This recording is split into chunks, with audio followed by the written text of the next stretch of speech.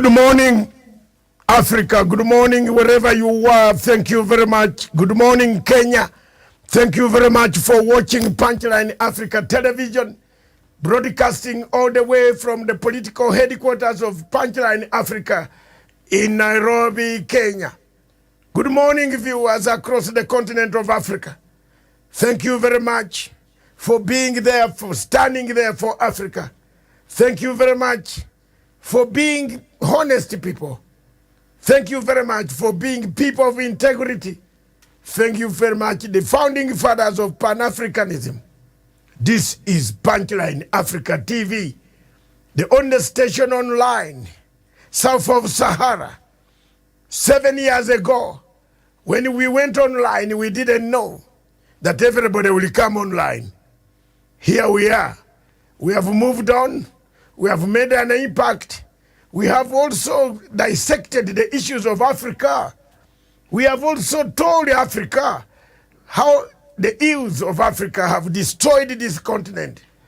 Those who have taken our messages, thank you very much. Good morning, Africa. This is MATSANGA Africa Perspective, the show brought to you by Dr. David Manzi MATSANGA. This name Manzi MATSANGA was added, Manzi, peace MATSANGA. The Nigerians, Biafra, called me Manzi MATSANGA. Dr. David MATSANGA right in Nairobi, across the continent of Africa. Several millions of you going to watch this clip of MATSANGA Africa Perspective. Good afternoon, good morning, good evening, across the globe. Depending on the location where you are in Russia or Ukraine, the bombs still continue. In Africa, in Asia, Sri Lanka, the boiling waters of Colombo. If you ask many people the name of Sri Lanka, formerly called what? In 1 second, people will Google, but it's called Ceylon. Ceylon. Before independence, it was called Ceylon. Ceylon was the capital city. It was the name of Sri Lanka. I know some people are running to Google.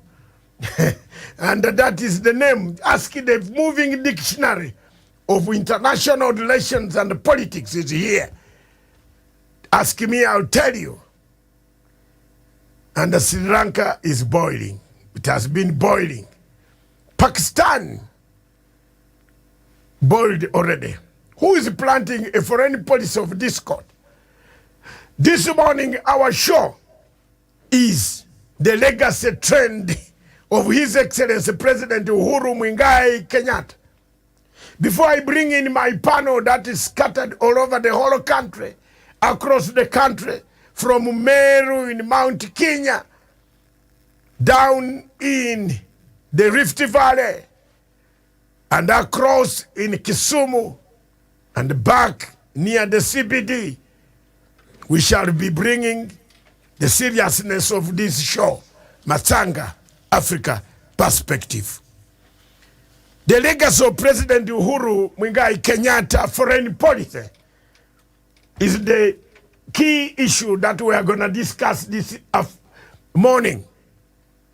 I will spend 2 hours dissecting, discussing, pointing out the flaws of how President Uhuru Kenyatta has been able to bring a legacy to this nation, to upgrade the standards of people of this nation, Kenya, to bring Kenya to an international scene, both in security matters, peace matters, environment, and economy. I will look, go down deep the alley of the unknown to find out who else can take over and improve, take more, take one step forward towards the legacy of President Uhuru Kenyatta's foreign policy. Kenya's foreign policy for the first time was written, a foreign policy of engagement, a foreign policy of containment, a foreign policy of good neighborness, a foreign policy of peace, Kenyatta has been able to deliver. If there are people in Kenya who don't want to stand and see the truth, yea, there are people in Africa who can stand and see the truth, yea, I'm one of those who can stand and say, yes, President Uhuru Kenyatta delivered on foreign policy, worked and brought Kenya, raised the standards, raised the name.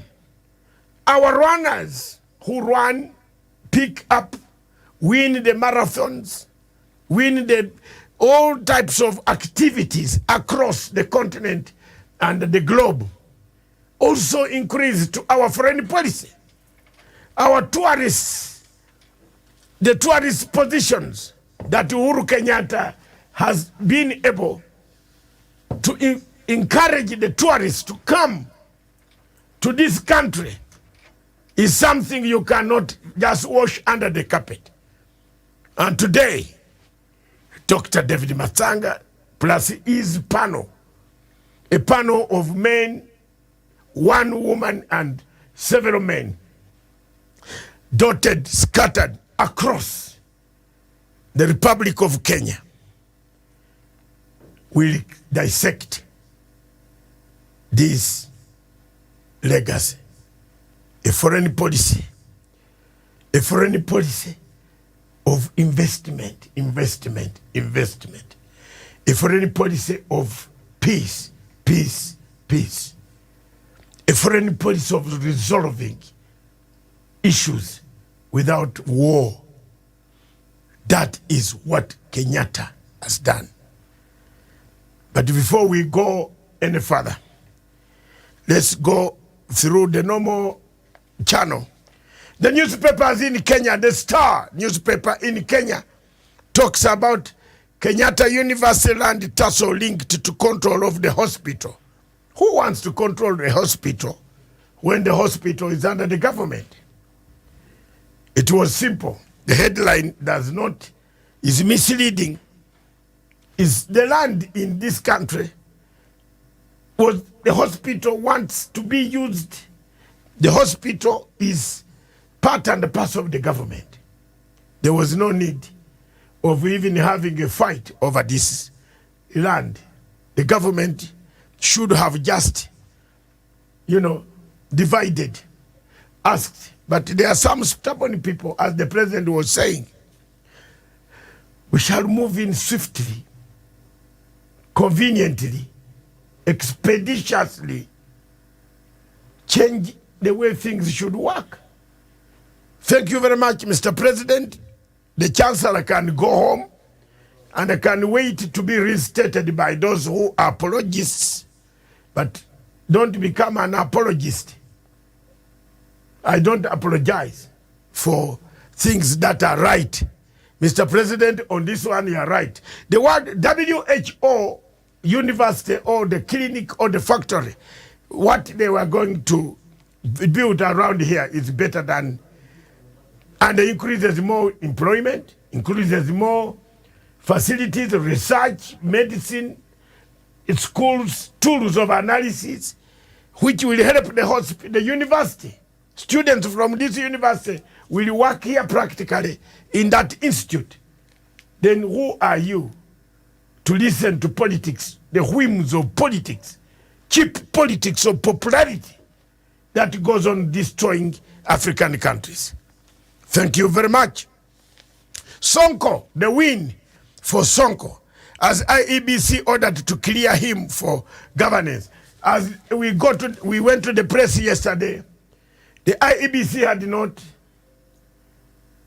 not. I think most of you who watched Wafula and his conspirator, co-partner in crime, called Hussein Marijan, you must have slept very badly.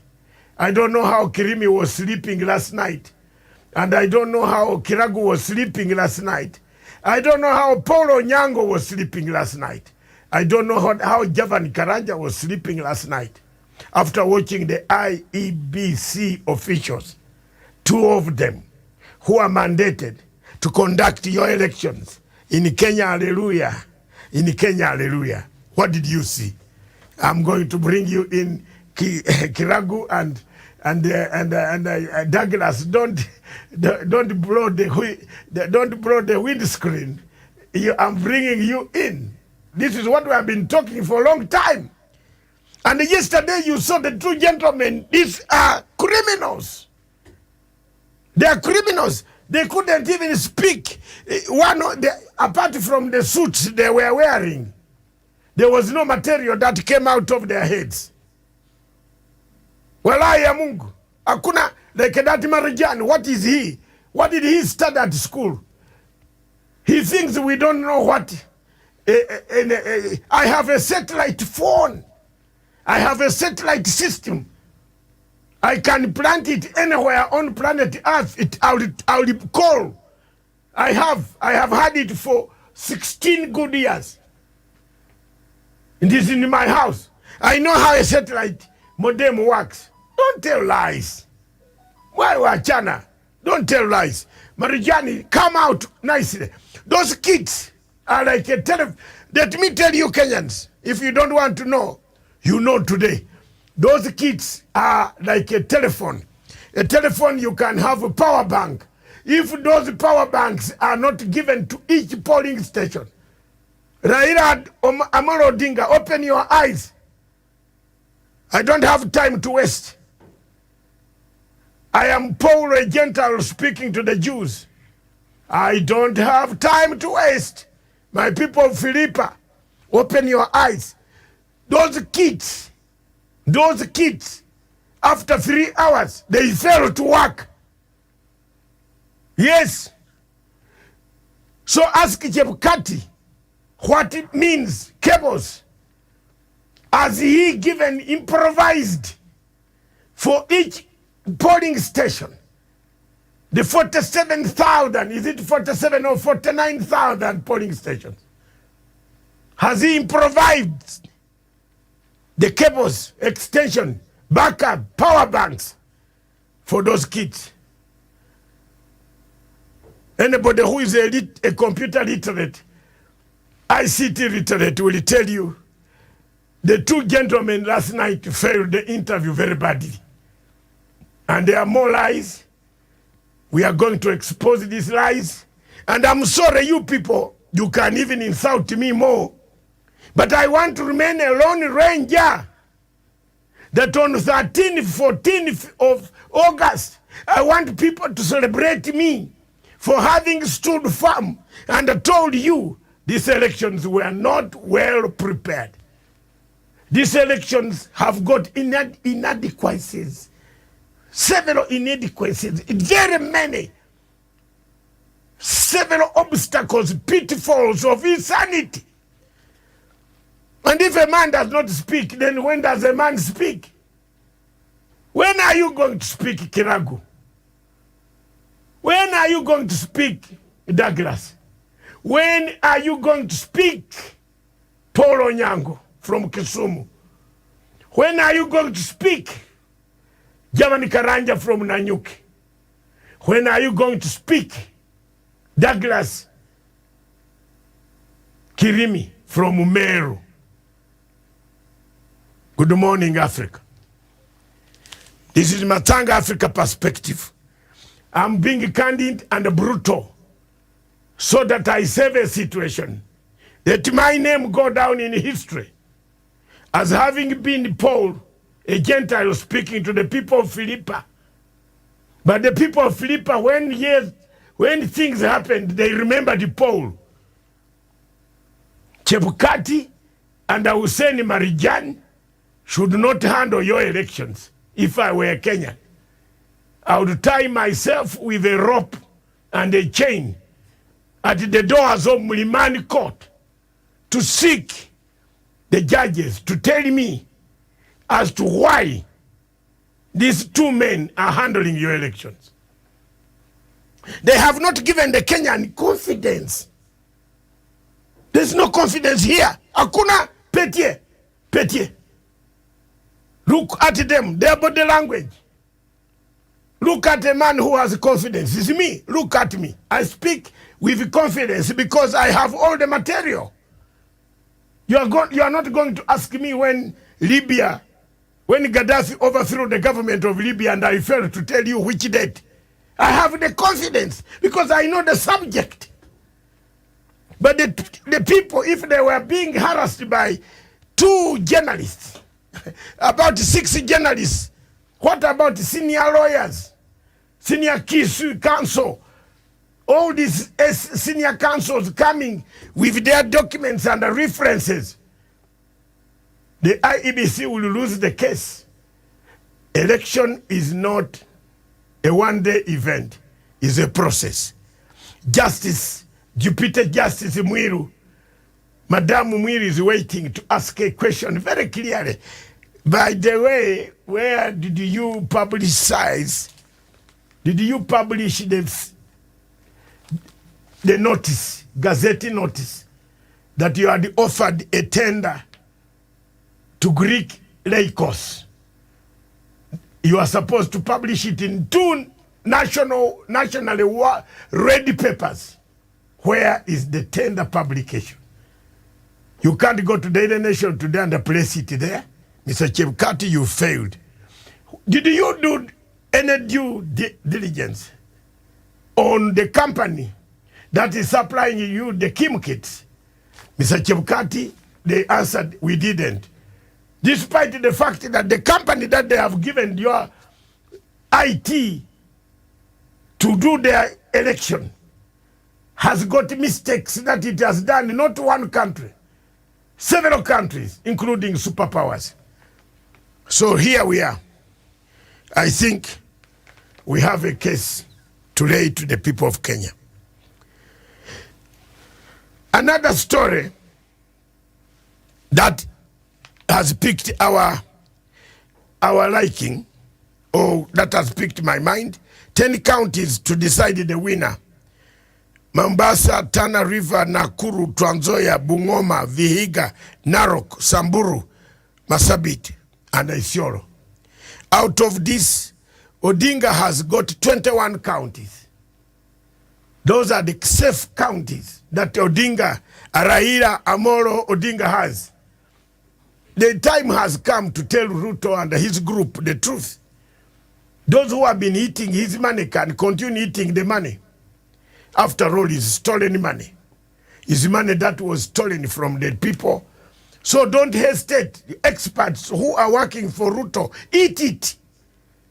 But tell him Raila has got 21 counties safe in his bag. He has 11 or 14 counties. Raila has got 21 already safe, so he needs to add there about 3. In Isiolo, Raila will win. Marsabit, Raila will win. Samburu, Raila will win. Narok, Raila will win. Bungoma, we shall take 50-50. But we are working on a model. Now that the president has declared that we can go throughout, even technical guys, experienced veterans like MATSANGA, we are working flat out to talk our bukusu. Hallelujah, man. Hallelujah. Some people think that I'm a Muganda speaking Luganda. No, hallelujah. Born in those mountains of Mount Elgon. That's why I'm battle-hardened. We are going flat out with my team. Douglas is smiling because next week we shall be in Bungoma. We want to go flat out and talk to the people. Bandu bange mukupe halulu. Mukupe halulu muwe Raila halulu. Yes. Yes. Marakiti mchinda la chino babe efi. Hello? Those who thought I can't speak that language. I am from there. Bandu bange. Mukupe halulu muwe Raila Azimio. Bandu bano babe efi. Beba kisende chenywe. We have not gone to the ground. Thank you very much, Mr. President. You have now opened friends after all. Everybody has friends. Ruto has got friends from the ruling party in Uganda. Are you complaining? Yeah, they were there. I saw them in this meeting of Busia and Bungoma and Lodwa. I'm an expert on these things. I've seen them there. They were there. What were they doing there? Why do you fear also us? We are friends of Jubilee Party, friends of President Uhuru Kenyatta. We have to say the truth. This is to save this country from going in the hands of thieves. Yes, thank you. That's one of the stories that is making rounds. How ICC cases shaped Uhuru Kenyatta's presidency. Don't bring in ICC now. Let's talk about ICC after elections. Because what is going to come is a bombshell, which I don't want to speak about it now. I'm an expert and I know what it is. You can't defeat Article 70. It's impossible. Whether you are Jesus, whether you are Gabriel, it's only Jesus who can do. Whether you have gone to Angel Gabriel and begged, and he has washed your hands, it's very difficult for you to defeat Article 70. Thank you very much. The legacy of His Excellency President Uhuru Kenyatta is our main topic. Ladies and gentlemen, I will start with the lady. Introduce you, test your microphone, Gladwell Kiragu. Very good morning to Dr. David Matsanga. Good morning to my fellow correspondents. Good morning, good afternoon, good evening, depending on where you tuned into our viewers. Thank you very much. Depending on where you are also. And I know the cold is very cold where you are, it looks like. What are people? You saw yesterday Mr. Marijan Hussein and Mr. Wafula. My dear sister, be honest. Are these the people who should handle your votes? Did they inspire confidence in you? Did they? Thank you so much, Doc. And yes, I followed the interview. And first, I think it's high time, even when somebody is invited to this press media for interviews, they should have the knowledge of what they are going to answer, maybe the background on the information. For example, Chebukati, him being the chairman of the IEBC, he failed. He failed with the way he was answering his question, because actually with the way he answered, it's like he lacked information. Again, being the body that you're trusting with our votes and coming this election, which is only 25 days remaining, I think we don't have the confidence. And as we have always been saying on this platform, I think it's high time we call upon something be done. We postpone this election till the IEBC is ready, and also till they have somebody who is actually upright, and somebody who has got the confidence, and somebody who knows what he or she is doing to lead this IEBC thing. Because with Wafula Chebukati, we are failing miserably, and it won't end well. And for our votes, Doc, we have no confidence. And we don't want to go the way. When I was in Juja, some people said actually they don't have the confidence in IEBC, so they're not sure whether they're going to vote. Because I can't wake up at 5 a.m. and go to my polling station, which is in Juja Farm, and the way the people there wakes up early to go and vote, then somebody who we trusting with our votes messes up, and we have to go for a rerun. I mean, we can't waste a whole day and then waste another day, and then the whole election become a mess. It can't work that way. So we need somebody who is very sober and knows what he or she is doing in this coming election. And that's why we are saying, can Wafula Chebukati kindly and peacefully go home? It's not actually, we are not begging him. Can he just go home? That position needs somebody who is sober upright. Thank you very much. Gladwell, you are not very far from what other people are saying. Me, I said a long time ago. Do you know how, when I started saying that Wafula should have gone, about 3 years ago, from the time the man missed the other ballot papers, Why did you give him another chance to miss another one? But it is up to you. I am Paul preaching from a Gentile preaching to the Jews. The letter to the Philippa, my people. You are not very far from my thinking. If IEBC itself can print posters saying there will be voter apathy. Have you ever heard of a butcher, a butchery? Have you ever heard of a butcher saying, the meat you are going to buy is poisonous?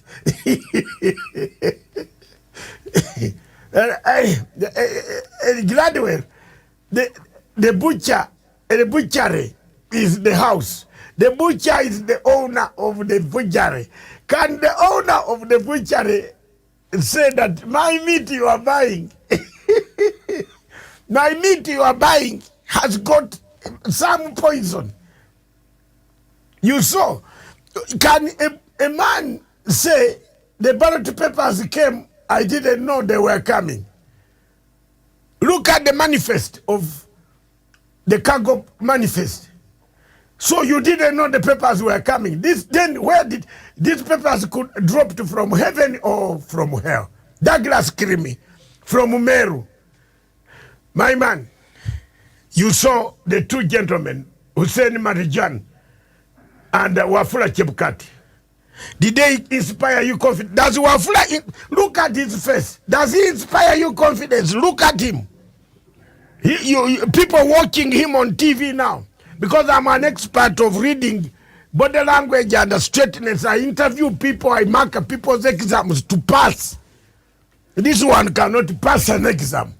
He can only steal an exam. You know, if you talk to a man and he looks like this, Allah, Douglas from Meru, our correspondent of Legacy from Meru. Tell us more. Thank you, Dr. David MATSANGA, and also to my co-panelists, and also to our friends across the world. Good morning, good afternoon, and also good evening, depending on where they're watching us from this morning. Dr. David, I have nothing to write home about Wafula Chebukati, a man over 2 years ago that I joined you, and they said that this man, who actually over 2 years ago, or slightly almost 2 years ago, said that the IBC is technically ill-prepared. They were not prepared technically to handle this election. This man, Wafula Chebukati, the only good thing about Wafula Chebukati is his shiny bald head, and there is nothing else about him.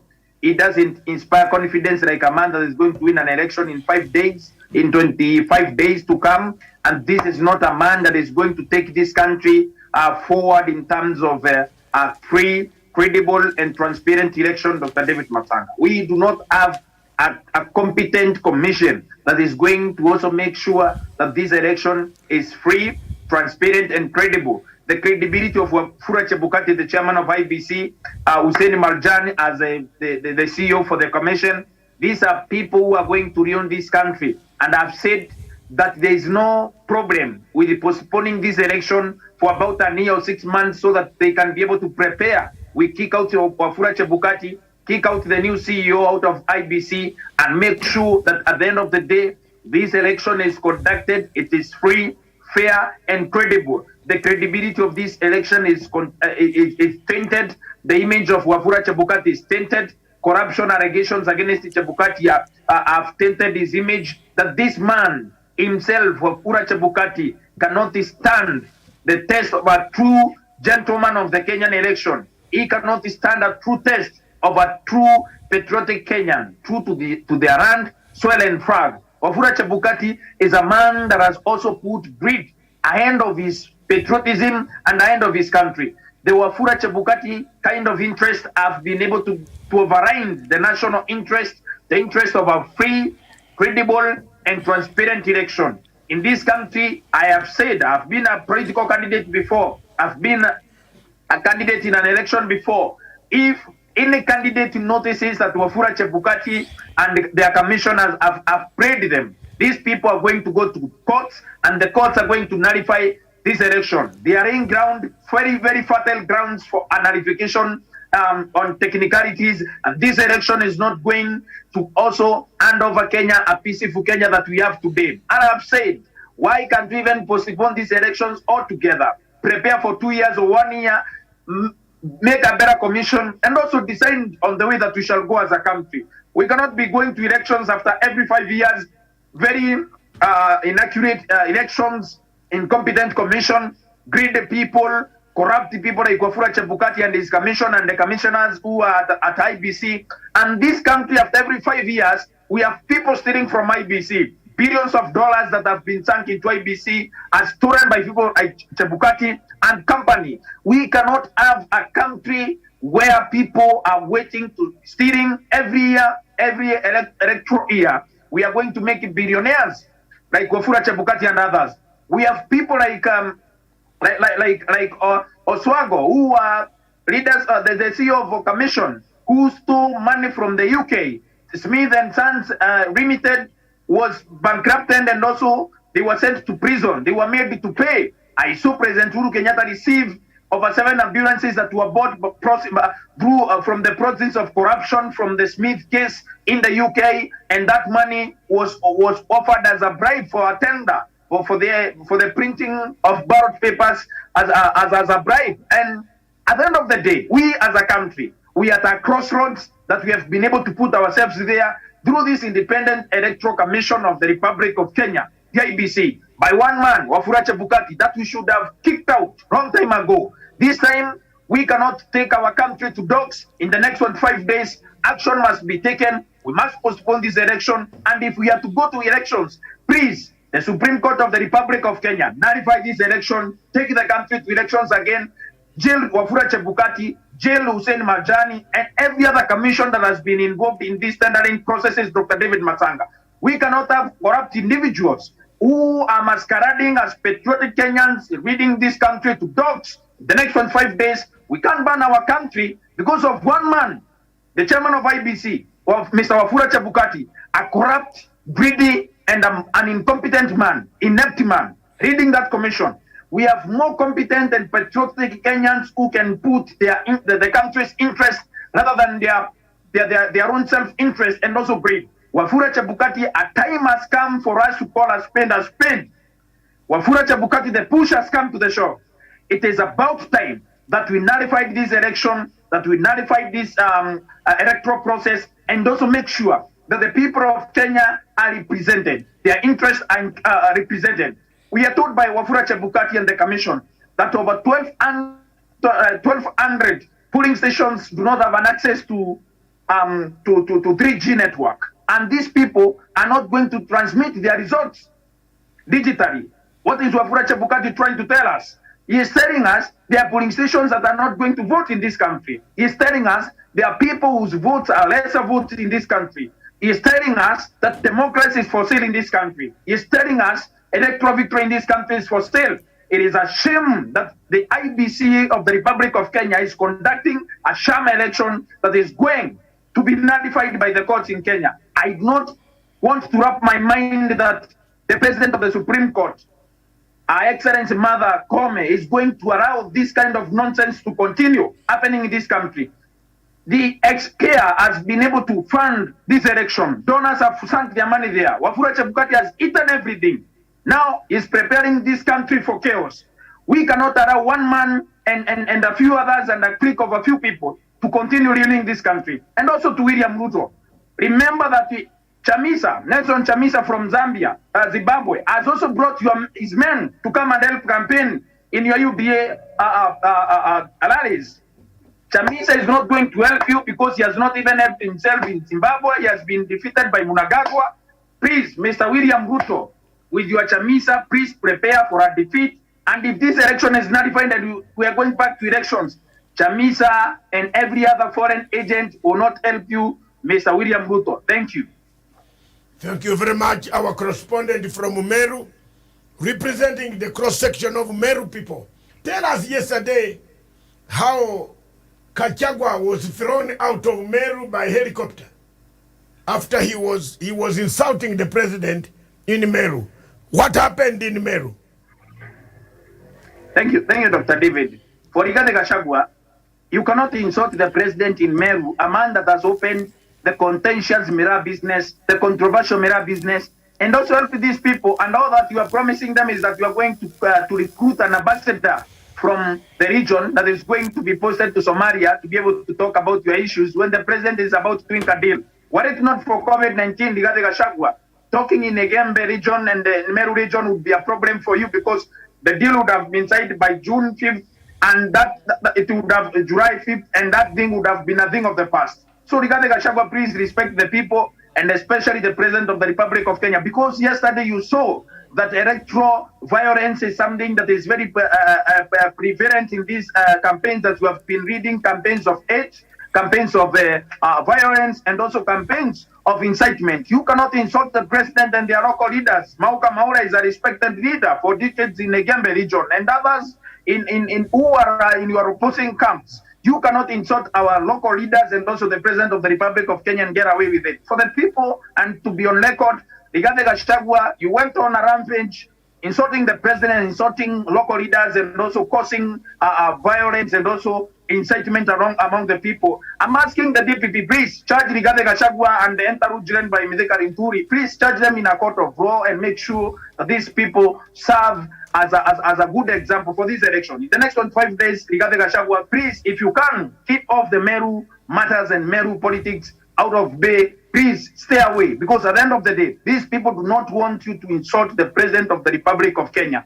The incitement that you're inciting the people of Kenya about their beloved president of 10 years. They have voted even for Mwai Kibaki since 1992. They have voted for Uhuru Kenyatta over 3 times. Now, Rigathi Gachagua, a time has come. The push has come to the shove. The people have denied you. They have denied you an opportunity to even address them. Remember, there is nobody that has a monopoly of violence. Remember, there is nobody that has a monopoly of incitement. Nobody has a monopoly over the people. The people have decided that time for insult and incitement is over. Please respect people, respect leaders, respect the president, and also do your campaigns in peace. Please do your campaigns, go home, wait for results. If you are defeated, please accept in grace. If you win, all the best.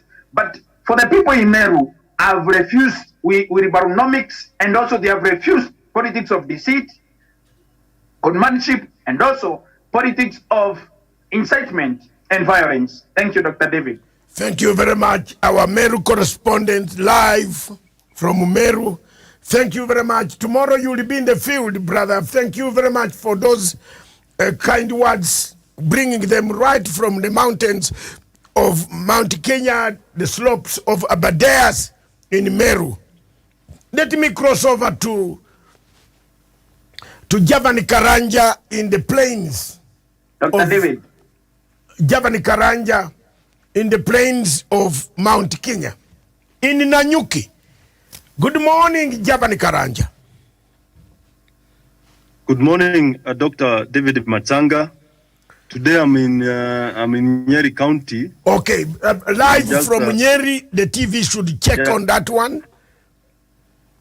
Yeah, live on, yes, from Nyeri County. That's it. Yes, thank you very much. Your internet, can you look for a better position in Nyeri? Yeah, I can hear you loud and clear. Okay, fine. Maybe I can wait. Tell us what people are saying in Nyeri about the IEBC and the behavior of some leaders in that region who go to insult President Uhuru Kenyatta. Yeah, people are very eagerly waiting for President Uhuru Kenyatta, because there are rumors and there are talks that President Uhuru Kenyatta will be in this region, maybe from next week, commissioning various projects that he kickstarted as for the tenure that he has been in office. One of them being the Chaka Market, where I was yesterday, and the Udaya Level 4 Hospital and the Darumolo Level 4 Hospital, both in Nyeri County. And there is also ongoing issuance of title deeds across the region, all the way from Laikipia County, Nyeri. Can we see those? Can we see those pictures? Yeah. Just hold on, Javan. Can we see the pictures of Chaka Market yesterday, which is part of the legacy of President Uhuru Kenyatta, please? Javan was there yesterday. Let's see the pictures them to as he talks. Yeah. Go ahead. Yeah. Yeah. Go on. Therefore, these people are very happy, especially on the issuance of title deeds, and they feel like President Uhuru Kenyatta has really done a lot, and they are very happy, and they are eagerly waiting for him to visit this region. That is what I heard from the people interacted with. That is what they are eagerly waiting. On the issue of IBC, I think I have said this earlier, and Dr. David MATSANGA, you have led this talk two years back when you started saying that Wafula Chebukati is not the right man for the job, and it's coming out clear. And even from yesterday, I know even a number of Kenyans were not following what Wafula Chebukati was saying, because it was, we could speculate all these kind of talks that he has been, the contradiction that comes from his tongue, because for the last 4 years that he has been in office, he has not cared to, first of all, to rectify the mistakes that happened in 2017 general election. The court gives some orders, some recommendations, one of them being the opening of servers, something that has not been done to date. Therefore, we are dealing with a man who has refused to follow the rule of law. We are dealing with a man who orchestrated a very poorly done presidential election in 2017 that led to the nullification of the presidential ballot. So, in short, you are saying, therefore, if this Wafula Chebukati could not him to give us a credible election, come August, it is very clear, and we have seen him awarding tenders for the printing of ballot papers to close associates of Deputy President William Ruto. Therefore, this is a man that we cannot trust. Wafula Chebukati is a man that will ensure those politicians like the Deputy President and some Moses Kuria, who are known to drive on chaos and divisions, to have their way. And as patriotic Kenyans will not accept that. We will continue fighting for our space. We will continue fighting for a democratic space where Kenyans will have a free and fair elections come 2022 general election. And the best option is to suspend this election, to extend this election so that IBC can prepare adequately. We have seen the same IBC detaining, stopping some candidates from running. But when they go to court, they are given a leeway to go all the way to the ballot. We have seen Karungo Wadhango, we have seen Mike Sonko. Therefore, there are a lot that needs to be done.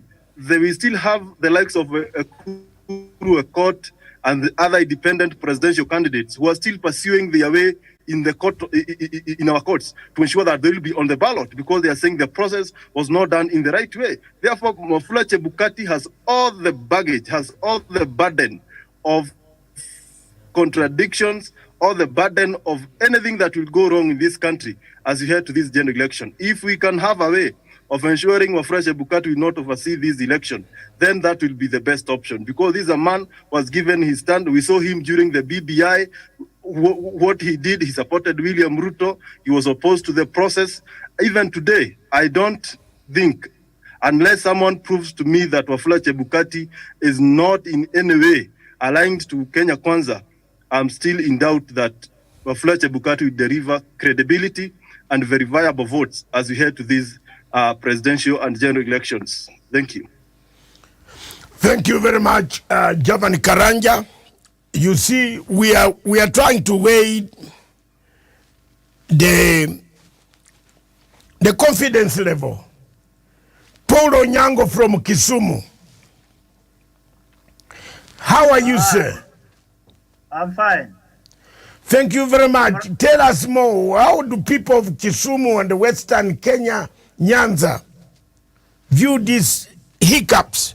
Yesterday you watched everything on TV. The two men who are handling your ballots on 9th of October, of August. All of them speaking from different direction. One was going to Damascus, another one was going to Lebanon. And more so, they were like people who are in captivity. Okay. They were looking like they were in captivity. And they were confused. They were not able to, they were not coherent in whatever they were saying. This talk of Chebukati had said it at one time and many times that Chebukati should not oversee our elections for several reasons, because he has been engaged in many illegality and continues to do so. He also claimed that there were some commission employees did some illegalities, and he has not pronounced himself what he has done, whether he has sacked them, whether he has taken them to court. The matter is still quiet or silent. But let me say this.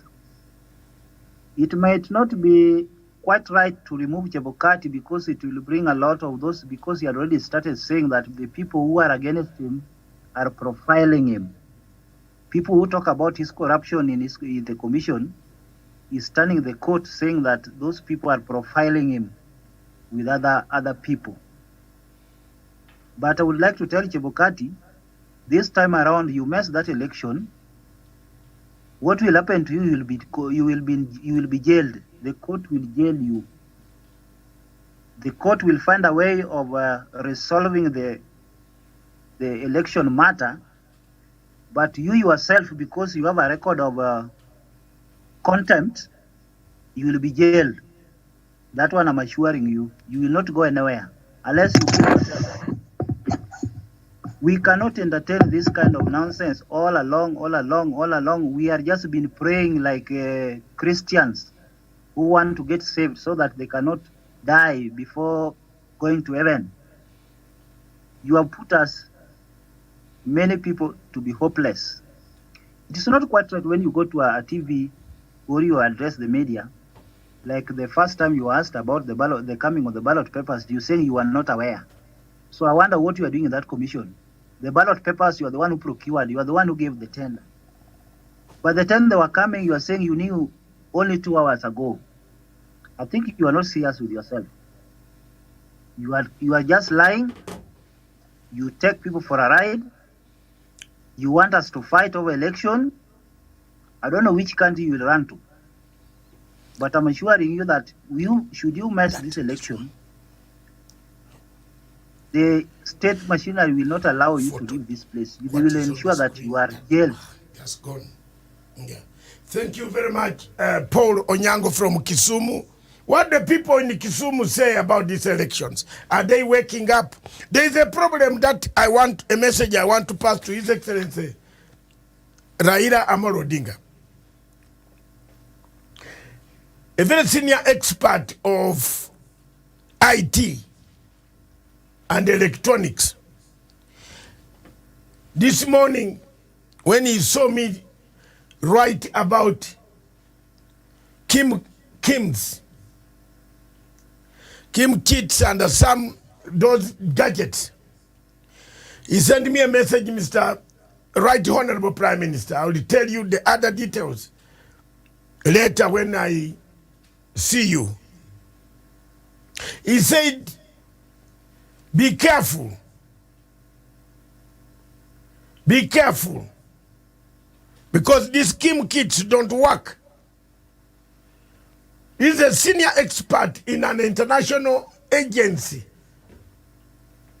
who has seen me constantly talking about the failures of IEBC. Yes, they will give you Kim kits, but they will not give you backup cables for charging the Kim kit. So when the powers are finished in those areas where they know Raila is strong, because now we are safeguarding the vote, Jamen. We must safeguard the vote, all of us. This Kim kit, they haven't explained properly yesterday. The company that is doing the Kim kits is a suspect. How did they smuggle it in without due diligence? That's already a failure. They have given a ground for anybody to go to court to overturn the entire exercise. So, That's the Africa we have. As we speak right now, as we cross over to the main topic, the foreign policy of President Uhuru Kenyatta. The president of Somalia is on his way, or is already here. He's on his way to Kenya today to formalize the Mira. Thank you very much, Mr. President. Thank you very much. Let's clap for the president again. The people of Douglas, Kirimi from Meru, can we have a clap? Gladwell, can we have a clap from your end? All of you from your, that is, let's clap for the president. President Uhuru Kenyatta has been able, for the first time, as we talk about the foreign policy of Kenya, the newly elected president of Somalia is on his way to Kenya. And there you are. I hope that was the president visiting Somalia. The president of Somalia is expected in this country anytime now. And the Mira deal will be signed today, sealed today, finished today. The people of Meru, right from morning, the planes will be working their way inside. You see, whether you are in Al-Shabaab or whichever territory you are, you still eat Mira, isn't it? Even Al-Shabaab eat Mira. They eat food, so they cannot refuse food from coming. Mira is eaten by everybody in Somalia, isn't it? I am laughing because even these terrorists who come to kill us, they also need food. So, Mira is going to go today. Thank you very much, Mr. President. Mira is going today. The deal is going to happen. I think they have arrived. I am being told by as the president of Somalia arrived in Kenya? I think, yes, it looks like. Not yet. But is due into the Republic of Kenya anytime. And we cannot say anything more than that until he lands here, until the meetings, communication comes from the State House. But today he was scheduled to land here, to come here and take a 2 days official visit that will take him through the signing of new agreements since he was elected. This is the second country that the president will visit to make a foreign policy a reality. Uhuru Kenyatta's foreign policy a reality. You can see that one for yourselves, that Uhuru Kenyatta has been persuading. We have troops in Somalia, and our troops have been doing a great job. Both Uganda and the Kenyan troops have done a great job in Somalia. And the entire African Amitation, is it Amitation now? It has changed. It has done a great job. Therefore, I believe that Africa needs such a vision, a visionary leader. Kirimi, coming back to you on the question of foreign policy and the visit of President Uhuru Kenyatta to Somalia and then the reciprocating visit by President of Somalia. Please take us through it as we conclude. We start on this topic. Thank you. Thank you, Dr. David. And of importance is that people should understand that the President of the Republic of Kenya is one of the very prolific foreign policy experts or diplomatic presidents that we have ever earned in this country for the last 4 times that we have earned a different president. Remember, President Uhuru Kenyatta is a man that has also actualized his plan of making sure that at the end of the day, we the people of Kenya have an opportunity to have a president that acts on the very behalf of the very people of Kenya, and also to make sure that as a country, we enjoy the benefit of having a diplomatic president, or a president with a diplomatic, what I can call diplomatic soft hand that can be able to make things happen. Remember, the former president that you, Dr. David, and others made sure that he is foreign in Somalia, President Abdullahi Mohamed Faramajo, who made sure that at the end of the day, the Mira deal and every other business that would come to this country has been scuttled. We have been able to reverse that using the soft hand of President Uhuru Kenyatta, the soft muscle of President Uhuru Kenyatta, diplomatic muscle, and also his approach on foreign policy has also been able to bring President Mahmoud on board so that they can be able to reopen up the Mira business. Because Mira business is a multi-billion dollar industry, especially for our Horn of Africa, the development of the Horn of Africa, and also as two countries, and also good neighbors and all that. Remember, we as a country, Dr. David, we enjoy the export of Mira to Somalia, and also there are also people in Somalia who depend totally on Mira business. Somali business people who export Mira to other countries, Rwanda, Djibouti, and many other countries.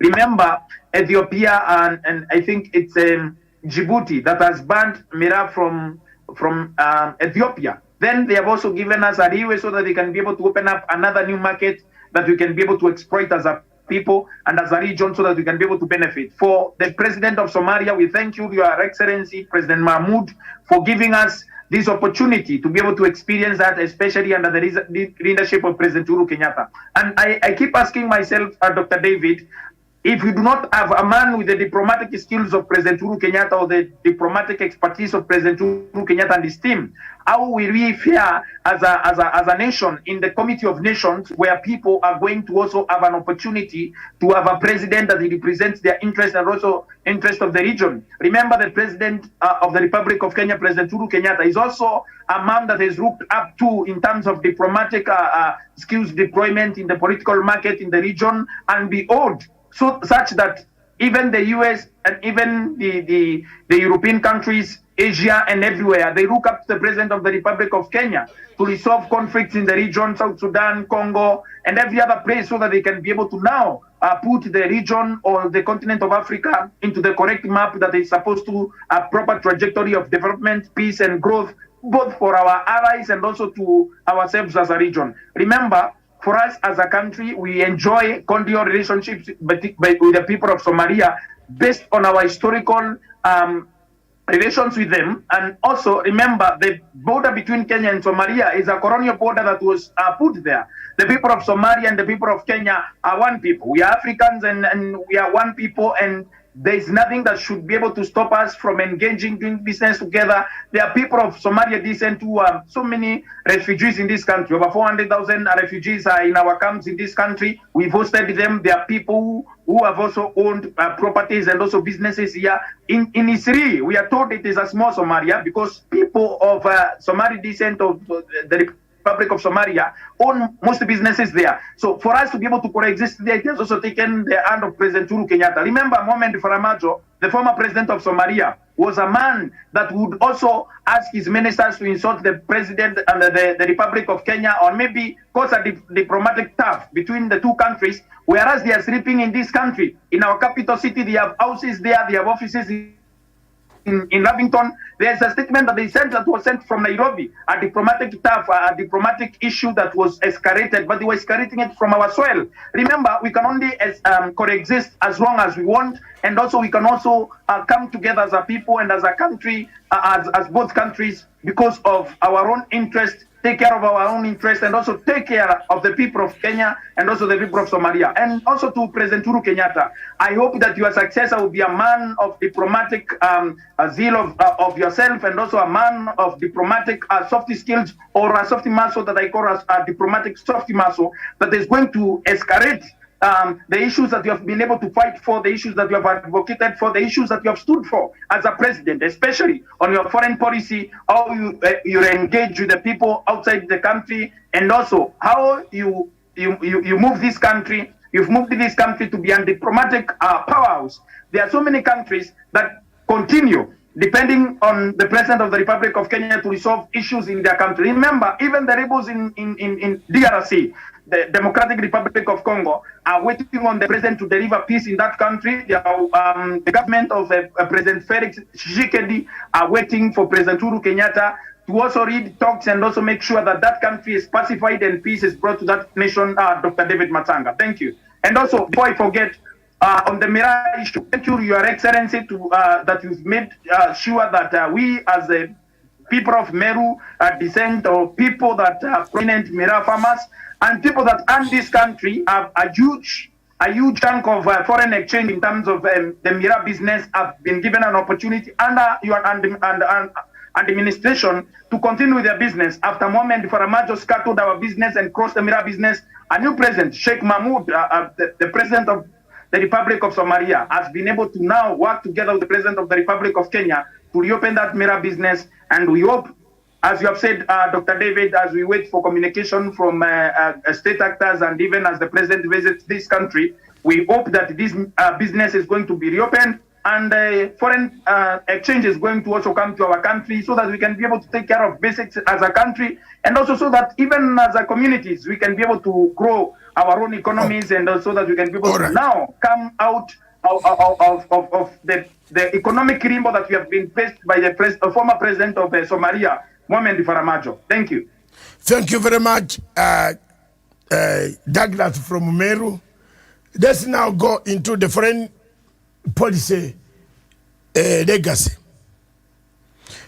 Kenya's foreign policy was hinged on 5 pillars: economic, peace, environmental or environment, culture, and the diaspora. In 2014, President Uhuru Kenyatta, when he took over power, he shifted the foreign policy to those benchmarks. The foreign policy of Kenya also is anchored on Kenya Vision 2030 and of the United Nations and the second medium-term plan. The economic policy, for example, of diplomacy lies and aims to achieve a robust and sustainable economic growth, transformation of the people and the country into a viable state that will become a developed state. On peace diplomacy pillar, President Uhuru Kenyatta has been seen across the region as a peacemaker who has gone across the boundary of Kenya. As you know, he found when Kenya had sent troops to Kismayo into Somalia to help AMISOM, the troops are still there. We have maintained the presence of our borders. He came at a time when Al-Shabaab incursions into Kenya was high. We have reduced that rate of incursion, although the threat still remains there in terms of security. We want to take the opportunity to thank security agencies, the police, the National Intelligence Services, the anti-terror police and terrorism units, and all the nationals, the citizens who live on these border districts and counties, who have been able to help the system to improve the security systems situation in Kenya. We give you the salute, and we give this salute to a better foreign policy headed by President Uhuru Kenyatta. Peace diplomacy pillar has made Kenya a beacon of hope, an island of peace surrounded by hostile, ungovernable state like the one of South Sudan, ungovernable state like Somalia, and the mobile fragile peace that exists in Sudan. In both Sudan, South Sudan, and in Ethiopia. The other foreign policy achievement is environmental diplomacy pillar. President Uhuru Kenyatta has been very instrumental in making sure putting environment, the ecosystems, preservation of our ecosystems in Africa and worldwide. The ocean is rising. The temperatures, the floods, the earthquakes, the mudslides. This will affect us. The pollution, the air pollution that we see, especially from the north and China. President Uhuru Kenyatta has been very instrumental in the fight to change, to make sure that these things don't harm the people of Kenya. On the cultural diplomacy pillar, Kenya has become the center of the cultural activities, the preservations of very many cultural monuments, cultural heritage, giving Kenya the heritage, the endowments and the pedestals of the foreign engagement are embedded in his policy. The exchange of ideas, values, of traditions, and aspects of diverse culture that the Kenyan people enjoy. In the Maasai, the Mjipenda at the coast, the Swahili, the Kikuyus, the Turkanas, those in northeastern, the Somalis in northeastern, your diverse culture, the Luya in western Kenya, the Luo in Nyanza area with different culture. Kenya has kept and it has sold this. It continues to sell. It continues to make Africa pride. We are proud of being, it gives us pride to be Africans, because when you mention Kenya, even if you are not from Kenya like Dr. MATSANGA, I usually want to say I have been from Nairobi. But then somebody would tell you, but your accent is from Uganda. Say, no, I passed through Nairobi. That's the culture of this country. Hospitality. This country is a viable state. A very good viable state because of Kenyatta's foreign policy. Then we have the tourist pillar democracy. The diaspora diplomacy of tourism is very, very important for our people to know that tourism goes hand in hand with our values, our cultural values. The sites of tourism, the Mara Tsavo National Parks, the Serengeti releases the animals, Tsavo and the Mara receives the animals. That policy must be, it has been at the forefront. You see, under President Uhuru Kenyatta, the tourism industry, if it was not hit by COVID, by now it would have flourished. Hotels have changed. Even today as we speak, hotels at the coast are full. Flights are full. If you want to go to Mombasa, you have to book early. Otherwise, you might not be able to get a flight to Mombasa. Mombasa route, Malindi route, the infrastructure, the rally has returned in culture and sports, the heritage. We used to have the East African rally. We used to have the East African rally where all of us leave our countries, Uganda, to come to Kenya to watch the East African rally. The manufacturing industry, the economy, he has pumped in money. President Uhuru Kenyatta has not let us down on the question of foreign policy, speaking for Kenya, standing high. Being a member of the United Nations Security Council is not just a thing that you have to struggle. You saw how much money Kenya had to use because of lack of unity in Africa. We take ourselves as Africans, but we operate as if we are whites or yellow. When it reaches international stage, Djibouti would like to oppose Kenya. Yet other countries don't oppose each other when they know there is an international job. Kenyatta has done excellently well. In the African Union, Kenyatta has equally been very instrumental.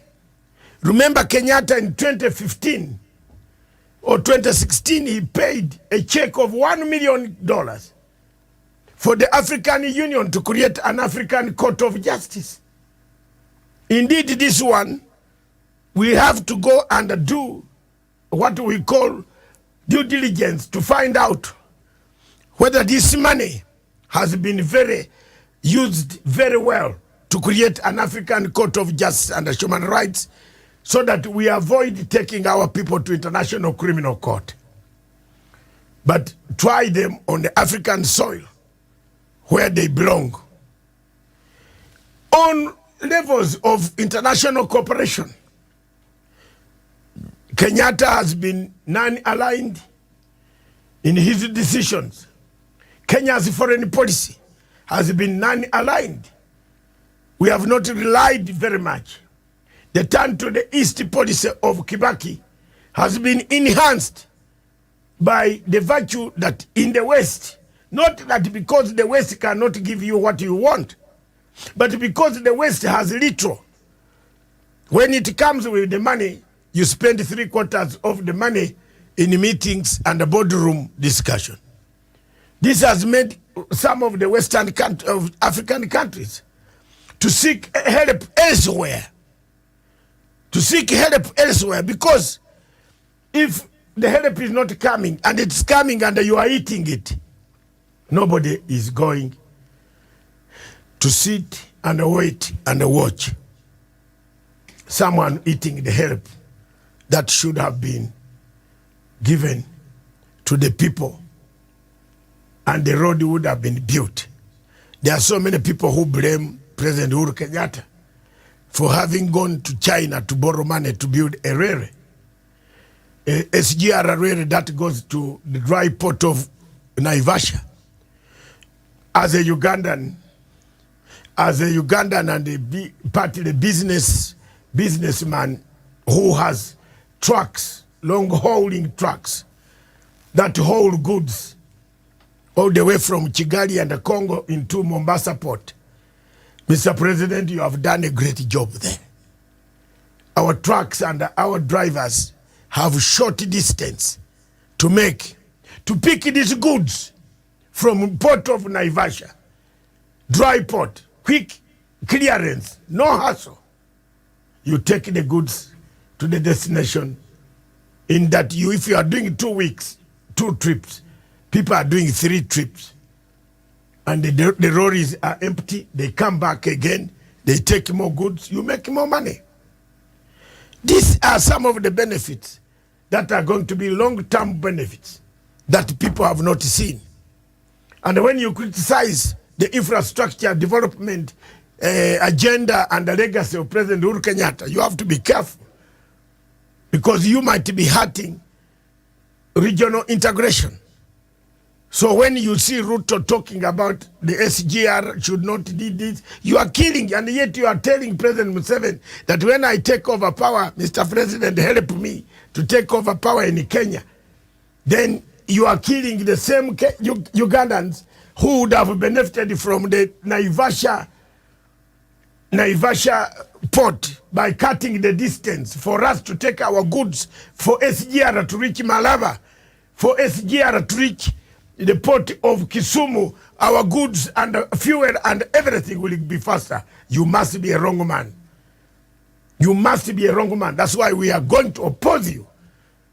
Such that we have an East Africa with a flow of ideas, not an East Africa we've imagined for silly economic, models that don't work. Models don't work where people have no social contract. Models of bottom up don't work because there's no social contract in Kenya. There's no social contract in Kenya that will model up your model bottom up. It's not there. In fact, this money, if you talk about it bottom up, my dear brothers, those watching me today, it will make people fight. It will cause a conflict. You are giving people money who don't know what they should be doing with the money. And within a short time, you have not even mobilized them in social order. Where is the social order in Kenya? If driving on the road has become a very big problem, Fred, how do you expect people to be having money, 50 million on their accounts? You are going to kill people here. I'm telling you. Ruto's policy is rubbish, completely rubbish. It is like Captain Rugard. It is a mercantile type of policy that comes to grab businesses from the owners while they tell us to pray with the Bible. Hey, you Kenyans, it's up to you. But the model of bottom up is the most useless because there's no social order in Kenya to keep the bottom up. It will bring more upheaval, people will fight, and therefore that economic policy does not bring in foreign investment. You are just coming to grab. In fact, that was a balance sheet. It was not a manifesto. It was just a business plan by any businessman applying for a loan in Barclays Bank. That I will do this, I will do that, I will do that. When you come back, President Uhuru Kenyatta has advanced peace and has done peace. And I think in a few minutes we shall take a break. I see Medium has arrived. They are prepared to take over and we do the same, finalize it. President Uhuru Kenyatta has been on the forefront of finding peace in the region. Mr. President, as time comes, the 25 days come, when you go ye, when you retire ye, prepare yourself to continue with the good work of making sure that this region, which has the potential of 300 million people, remains united. Mr. President, you have united the people of Kenya, united the people of DRC Congo, let the war end. You have now been very instrumental in bringing about Ethiopia and Tigray. My people of TPLF, my friends Zenawi, the late Zenawi is in the grave. Remember Dr. MATSANGA Zenawi. Roar again, my brother Zenawi, roar in the grave and bring back the sanity. The views that we had together in 1987-89 in London, Islington, Zenawi,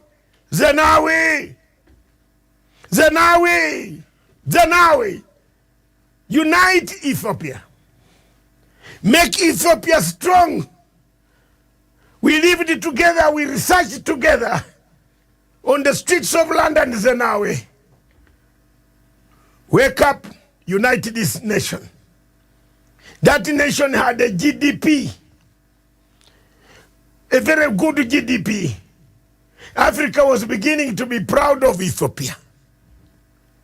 Mr. President Uhuru Kenyatta, don't give up. Zenawi, Zenawi, my brother Zenawi.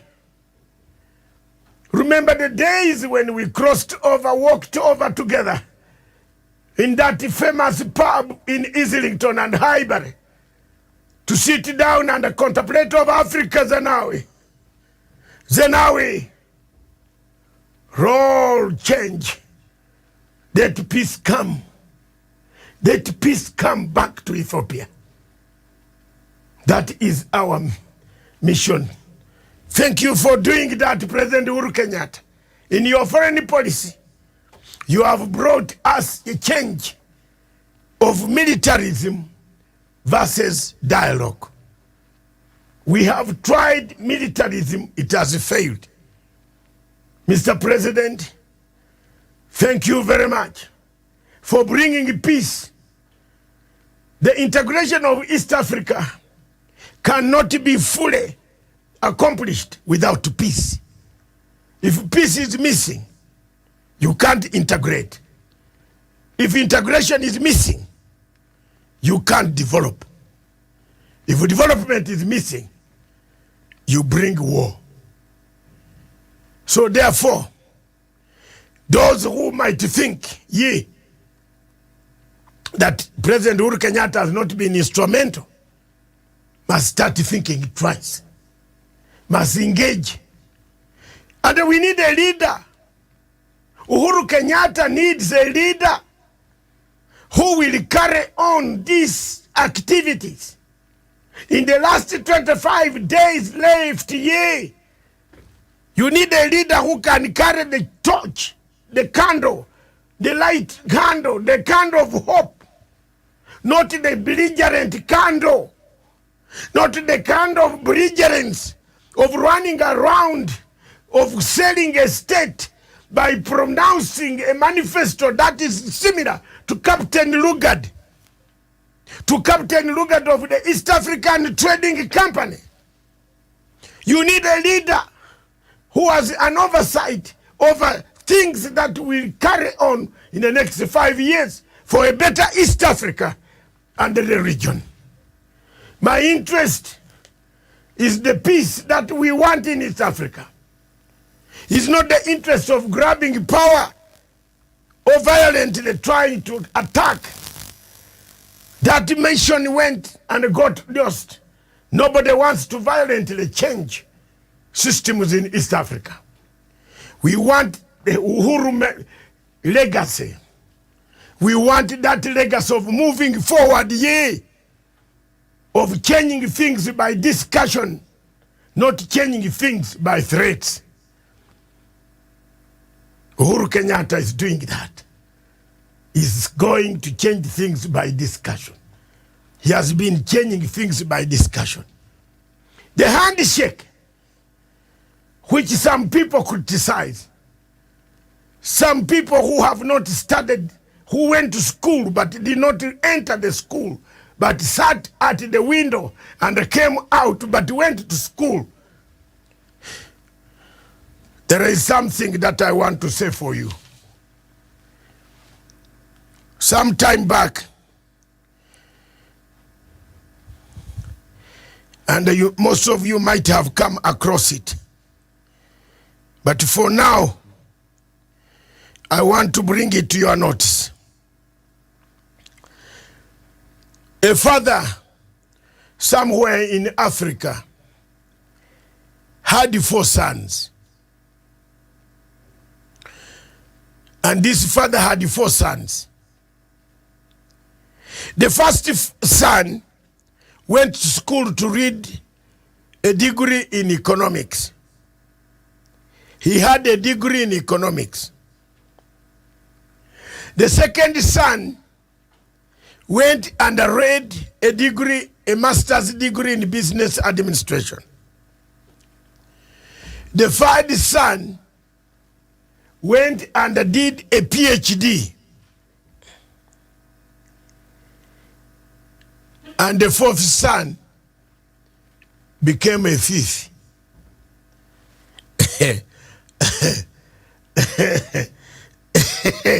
A 4th son became a thief. Now, Sometime as they were walking outside to the market, the neighbor who has been watching these sons grow said, neighbor, and this is what the neighbor said, why can't you throw out the fourth son out of your house? I don't know whether you people are following the story properly. You follow this story, you laugh. Then the father answered to this fourth son, to this neighbor, why should I throw that son out who is a thief? The father said, he is the only one earning money. The rest are unemployed. Kidding me? I think, let me send this to the production team to put it up. It is very interesting so that you can have a crack a joke. Stephen, you have it. You can crack a joke with your family during the evening and ask your children. The fourth one was the only one earning money, and the rest with a master's degree and a PhD were unemployed. Kenyatta has struggled to create employment. We are here talking because we have employment. The handshake, the conducive climate of handshake created by President Uhuru Kenyatta is a foreign policy pillar also, that people are emulating the examples of President Uhuru Kenyatta foreign policy on how he shook hands with his own brother Raila Amolo Odinga. Therefore, Uhuru Kenyatta is right to stand and say, I can only hand over power to a person who likes me, who will go and carry on with my legacy. Why should you hand power? Even we fathers, I'm a father of 80 children. But among the 8, there is somebody I know who will not shame me when I'm gone. I know Douglas is smiling. Douglas, there is somebody who will not shame me when I'm gone. And in my heart, that's the person. It doesn't matter whether it's the last one or the first one or the middle one, but in my heart, that's the person I will leave whatever legacy God gave me on earth. So when you tell Uhuru Kenyatta that he should have stayed in the marriage with a son who has already started insulting him while he's alive, you'd be creating the worst mistake of inheritance in life. I don't know whether you have seen my engagement where I'm going. Douglas, I've read for you the pillars of the Kenya's foreign policy. Briefly, don't go too far because your mirror is being talked about today. And I want you tomorrow to buy 2 pieces of mirror. I want to see you chewing it. And spare some for me. I'm told they change life. Yes. Hala. I can see my whole studio. The studio is laughing, is bursting in laughter. What is the secret about mirror? So tomorrow, I need some mirror. Before Miriam chases me out of the studio. Douglas, tell me exactly, what does this mirror do? I'm not leaving you. I am told tomorrow they are signing today the discussion to export it to Somalia. So tomorrow I want you to buy some pieces. I'll send you some money. You buy me some pieces. I want to see you kill them, and also spare some. Send for Baba, for Daddy. I want to try Mira. Is it alcoholic? Has it got alcohol? If there is alcohol, don't give me, because I no longer touch alcohol. I told my God that thank you very much for having made me drink for 40 years. 45 years. I've been drinking for 45 years. But 3 years ago, I called it a day. I said enough is enough. Now, if do they have content of alcohol? Why are you smiling? I'm asking. Take the floor. Thank you, Dr. David. Mira has no alcoholic content in it. Mira, just like caffeine, keeps you alert. And for a person that likes working late into the night and very early in the morning, Mira is something that you should try. It keeps you alert and also gives you some extra energy. And keeps you alert. Alert where? Thank you very much. Whatever task you do, for example, be alert where? In the body, in the strength, in the blood. What alertness? I have been alert for 67 years. Where does Mira keep you alert? I'm asking. David, Mira is a very contentious issue, so I would also urge you to come and visit Meru so that we can go try it out there from the farms and also talk to people. Depending on where you want to use your alertness and also depending on where you get you want to use the energy, you get extra energy for that. And for example, if you are doing research papers like you do and everything that you would want to do, it will keep you alert. Like you are not going to sleep. You're going to get extra energy and all that. And I think also Mira suppresses sleep because at times I've seen my friends chew Mira and also they can spend a whole night having conversations. And tomorrow, the next day, they'll also be fresh. They just need to have a hot shower and also move on with their businesses. And it gives you extra spider, like the Spider-Man. No, I have watched the film Spider-Man. What does this mirror? I see everybody trying to chew it. Raila Odinga is chewing it here. So many. Is it energetic to the level? Is it medicinal? Has it got any medicine? Because it might be the only ingredient left for me. Yes, and also for Mira, they have also tried to extract Mira whiskey, and they have also done Mira bread. Mira has various uses that can be able to be used to healthy benefits and also medicinal use. But for basic Mira user, is that Mira keeps you alert and also Mira gives you some extra energy. For example, if your body is tired, Mira can suppress your tiredness and also that. But also, I think that continuous or excessive use of Mira, like any other substance or whatever you want, stimulant, if taken in excess, is also going to ruin your life. Because I don't want to call Mira as a substance, but as a stimulant, like coffee.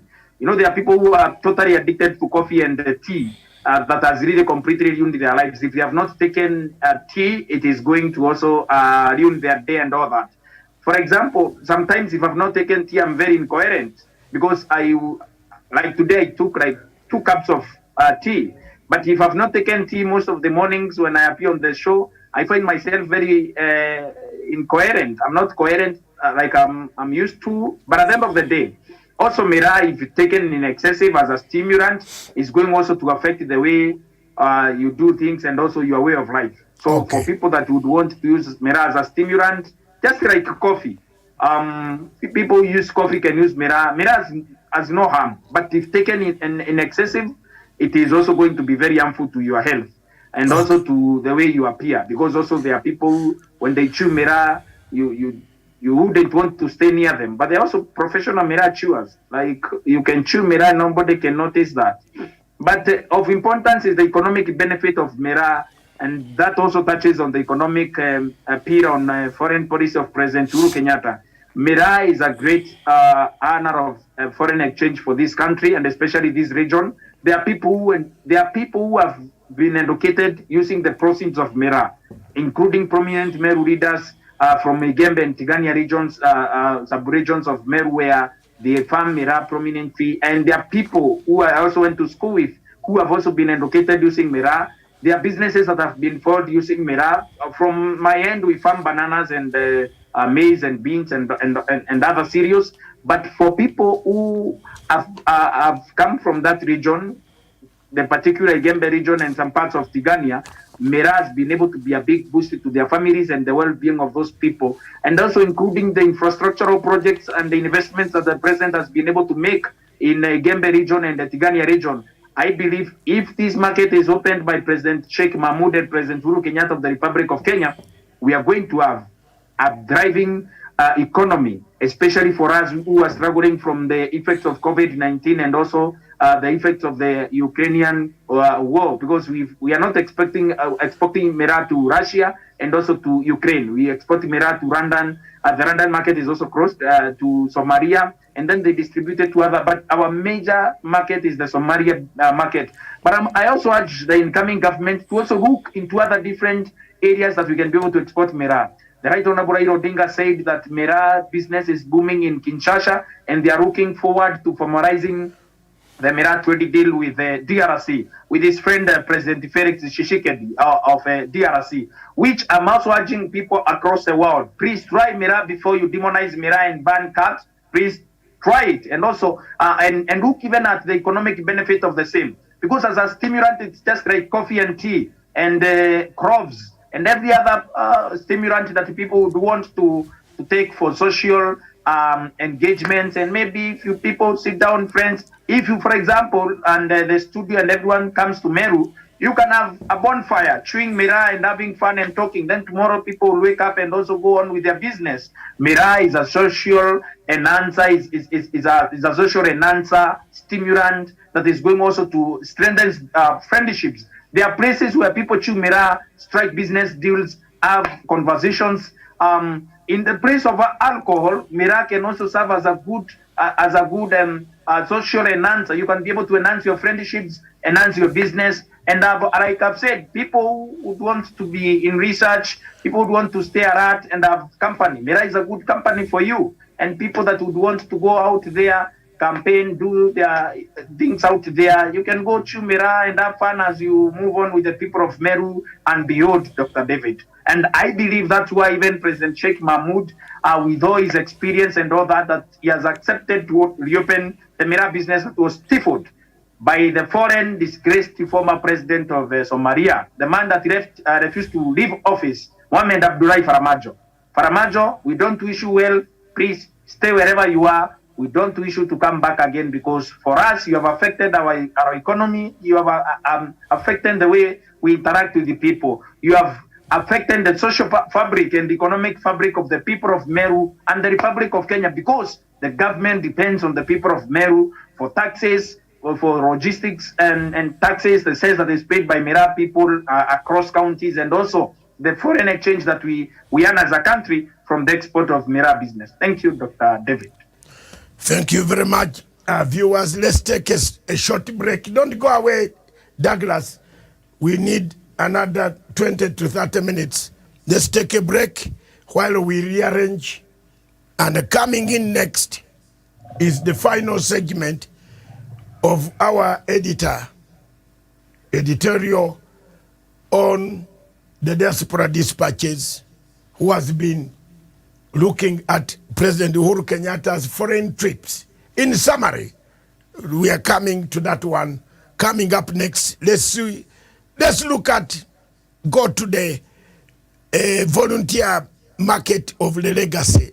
and bring one or two legacy arrangement as we arrange the studio. Thank you.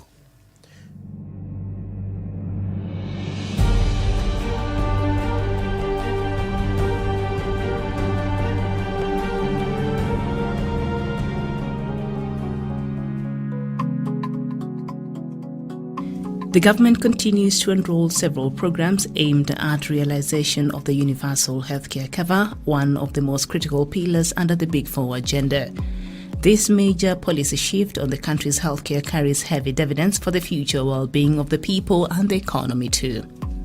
The universal healthcare coverage under the ambitious Big Four agenda blueprint by President Uhuru Kenyatta aims to bring all Kenyans under universal healthcare coverage by the end of 2022. Since 2018, the government has initiated several universal health coverage projects to ensure that its target milestones under the Big Four agenda is achieved. The first pilot phase of Universal Healthcare Access Program, which was rolled across 4 counties in 2019, expanded healthcare access to up to 3.2 million Kenyans, an indicator that with heightened public-private partnerships, universal healthcare access for all Kenyans is attainable. In Nairobi, the Nairobi Metropolitan Services NMS has been significantly instrumental in fast-tracking a number of UHC-related projects. The NMS works under the directive of the Office of the President and has been able to complete several UHC-related projects. These include establishment of new hospitals as well as improving the capacity of the existing ones. Many of the new facilities that NMS has established are already offering not only primary healthcare services but also advanced medical care services to Kenyans from across all socio-economic strata. It is estimated that up to 2.5 million Kenyans living in the informal settlements across Nairobi can now afford quality primary healthcare services from the already completed healthcare facilities by the NMS. If you count all Mukurus, the population is around 500,000. There was only one clinic that had 7 beds in it, run by a Catholic institution. And I felt ashamed as a government officer visiting our slums,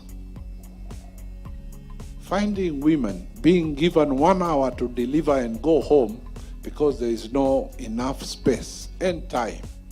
So we are now making 24 hospitals, and I'm glad to announce that we have opened the 4 hospitals fully equipped with modern equipment, including theater. And I want to tell you, we completed all those hospitals in less than 4 months. So hii ya kusikia ati Jeda Base House itachukua 2 years. Kwani tunaishi kwa moon? So this is really just a small glimpse of the plans that we have for this great city that is our capital city, and that is really the core of our economy. And our hope and our prayer is that we are going to be able to make a city in which every single Kenyan can be proud of, but more so, where every single resident of Nairobi can feel catered for and serviced, regardless of where he or she is born, regardless of where he or she comes from. They have all the services that any citizen living in this city is entitled to. These milestones that the UHC pillar under the Big Four agenda has achieved reinforces the belief that with more public-private partnerships and support, the vision of accessible and quality healthcare for all Kenyans is indeed possible.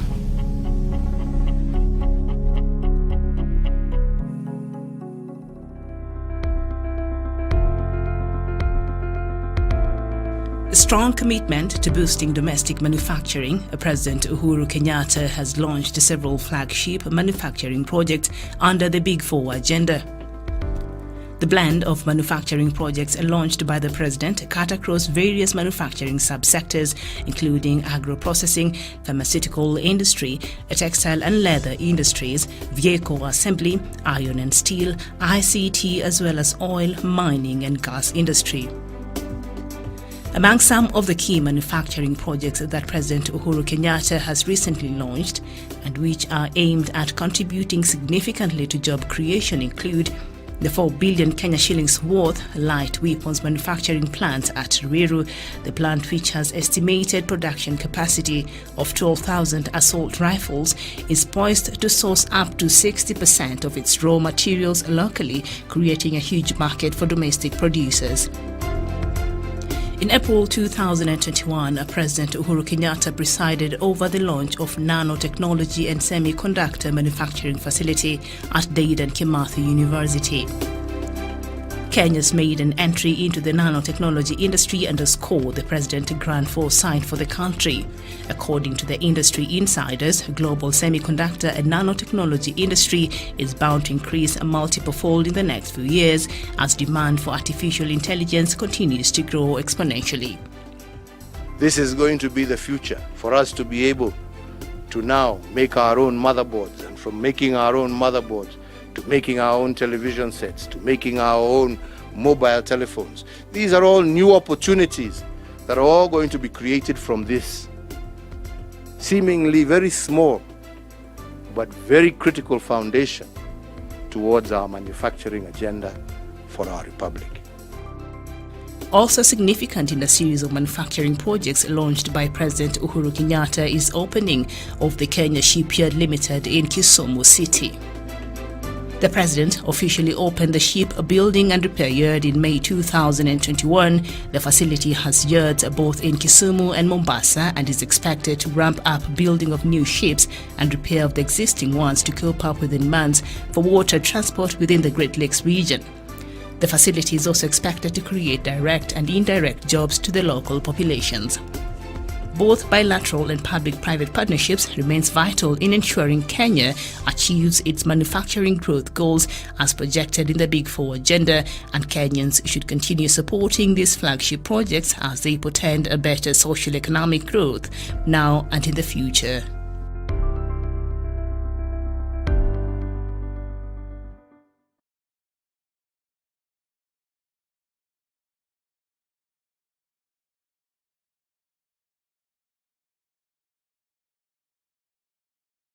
On the road since 10 o'clock, we have been making some progress on the legacy, foreign policy legacy. What are the key issues in the foreign policy legacy of President Uhuru Kenyatta? 25 days to elections in Kenya. What are the landmarks? What stood out? Yesterday we saw the chairman of the Electoral Commission plus his chief executive officer, Hussein Marijan, making a mockery of exactly not answering questions from mere journalists who studied different subjects. What about answering questions from lawyers?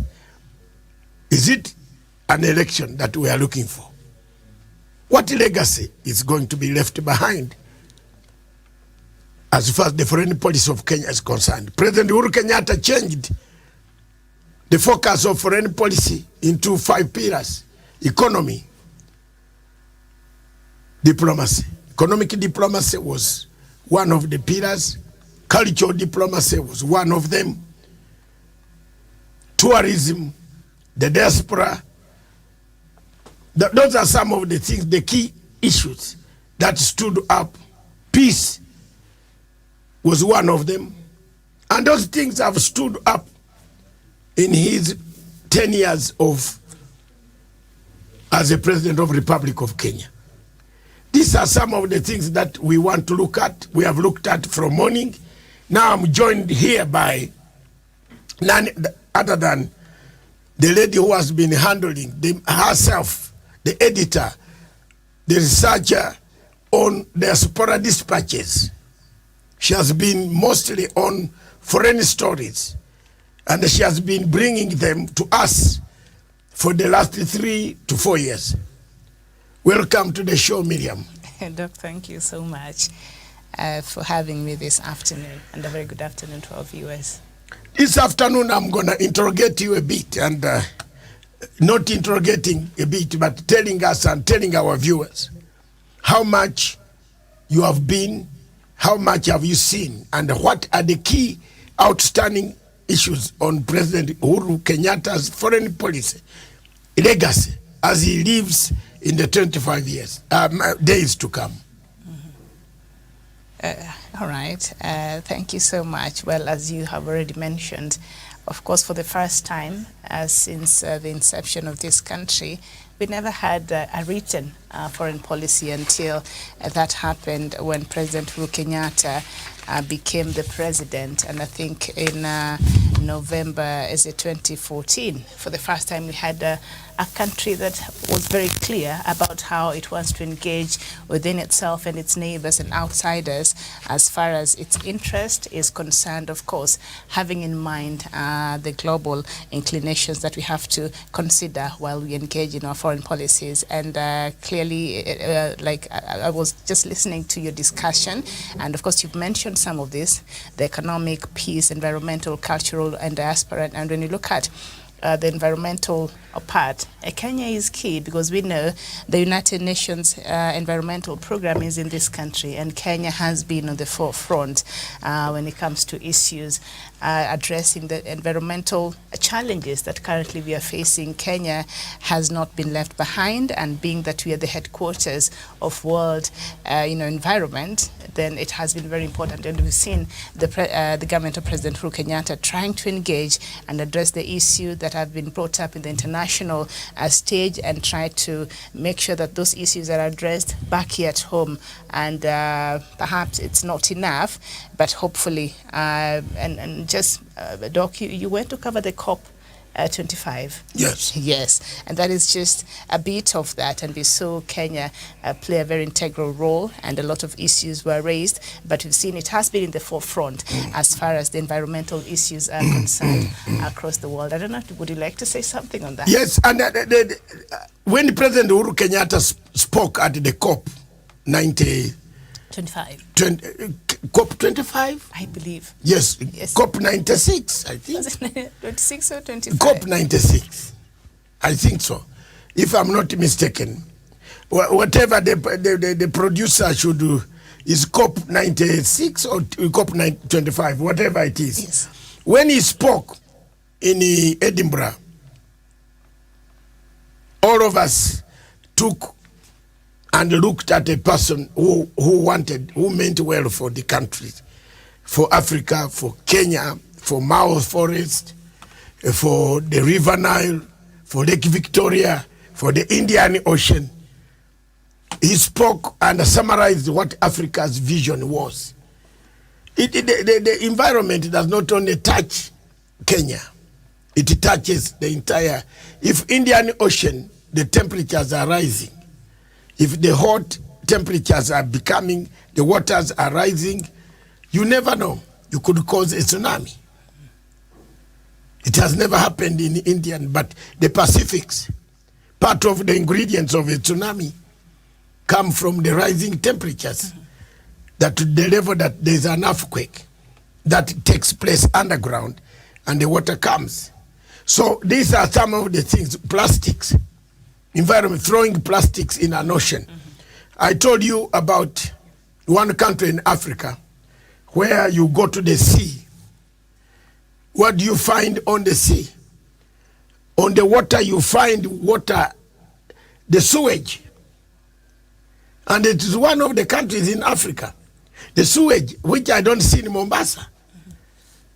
I haven't seen sewage being thrown direct in the sea in Mombasa. I've not. But I went to this African country and I said, Allah, the water here does not look like the water there. And the people were busy swimming. I said, is this all right? I told my driver, please stop, let me take the picture. I want to name the country because it could be very bad. But recently flood came. Floods. I heard the whole port was taken out by floods, which I suspected a long time ago. Now you can know the country I'm talking about. People in Durban, the toxins are thrown directly into the ocean. And you can see And the people are busy. I'm going to the beach. No. I said, this one, I will stay in the hotel. And then what I decided was to drink on the drinks, Sprite, Crest, and the beer. Because there I said, I'm not taking, thanks God, taking any more water. So Kenyatta summarized the problems that Africa has as far as environment is concerned. And thank you very much. That is one of the issues, COP96. Yes, and also thank you for explaining that. And also we know that Kenya right now, we don't have the use of plastic bags as we used to have in the supermarkets when you go for your shopping. So right now, when you go to my purse, you'll find me with a recyclable bag. Initially, Kenya, we were really opposed to that, but we're used to that, and now we appreciate what that has done to our environment. We have more cleaner streets, we have more cleaner estates because you don't find the littered plastic bags all over, and we've seen a couple of countries now trying to copy what Kenya has done as far as conservation of the environment is concerned. And also it's COP26. COP26. Yeah, not 25, not 96. COP26, sorry. Yes, COP26. Sorry about that. Yes. Yes, and we've also seen the lens in which the government has gone as far as protecting our forest reserves. That has even costed a couple of even politicians here their political career almost. Like the Mau forest is a very contentious issue. We've seen the heights the government has gone to even protect places like Karura forest and things like this. So the government is making very intentional decisions to ensure that there are policies in place to protect our natural resources. And just the other day, it engaged in mapping areas where we have our natural resources. And President Uhuru Kenyatta was very categorical in saying we will no longer have foreigners come here and try to tell us what we have, but we will try doing that ourselves. And then at the end of the day, they carry out our natural resources and they never come back and tell us what they found and if at all it's viable. So we've seen that. And then when you look at the economic front, I think this is where perhaps a lot of times a lot of Kenyans feel we have a bit of an imbalance. There are countries that are allowed to bring into the country a lot of things, and yet we're not able to reciprocate the same. There is an imbalance in how we handle our trade with our neighbors, with people from the diaspora. So I think even as we look at our foreign policy and how we engage with other countries economically, this is something that has to be looked at clearly. And even as we look at that, then we have to put policies in place that protect our local manufacturers. President Uhuru Kenyatta's one of his big four agendas is manufacturing. At some point, there has to be policies in place, and we have to decide, even as we trade with other countries, but we have to also protect our people here. So our foreign policy based on the economy must always have the people of Kenya in mind. Why are we still, and Doc, you've talked about that, why are we still importing toothpicks while we have industries here which can make toothpicks and provide job opportunities? And the trees are ours. Why? We cut the trees all the way from Congo forest.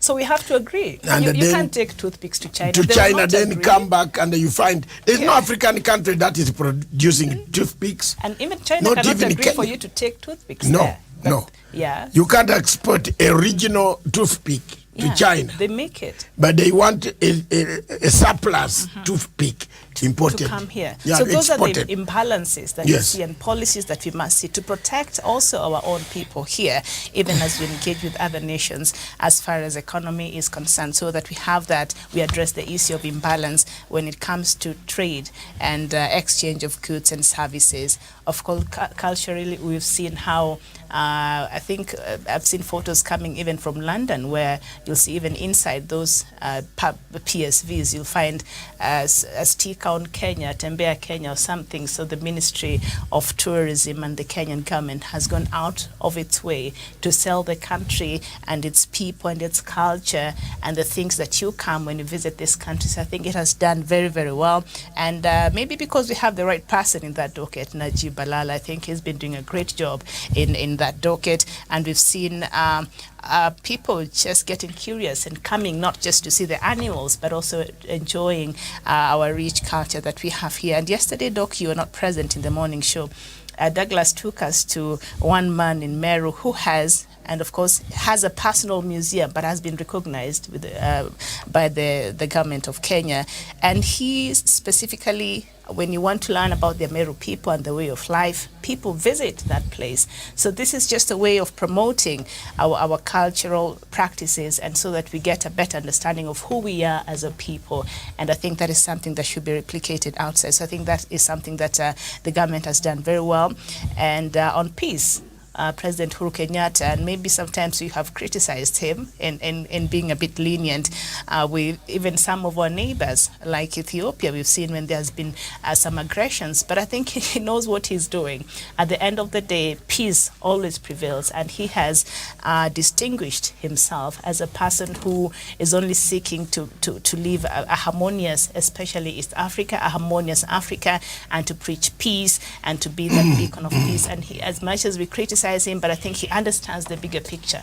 You can't solve anything when you're giving back aggression. You have to come in peace, and we've seen that a lot of times. That has quelled a lot of situations that otherwise could have gone out of hand, especially when you look at the issues with Somalia or even Ethiopia. Our Kenyan troops were killed in Somalia, and Ethiopian soldiers were accused of that. But you see how he handled it.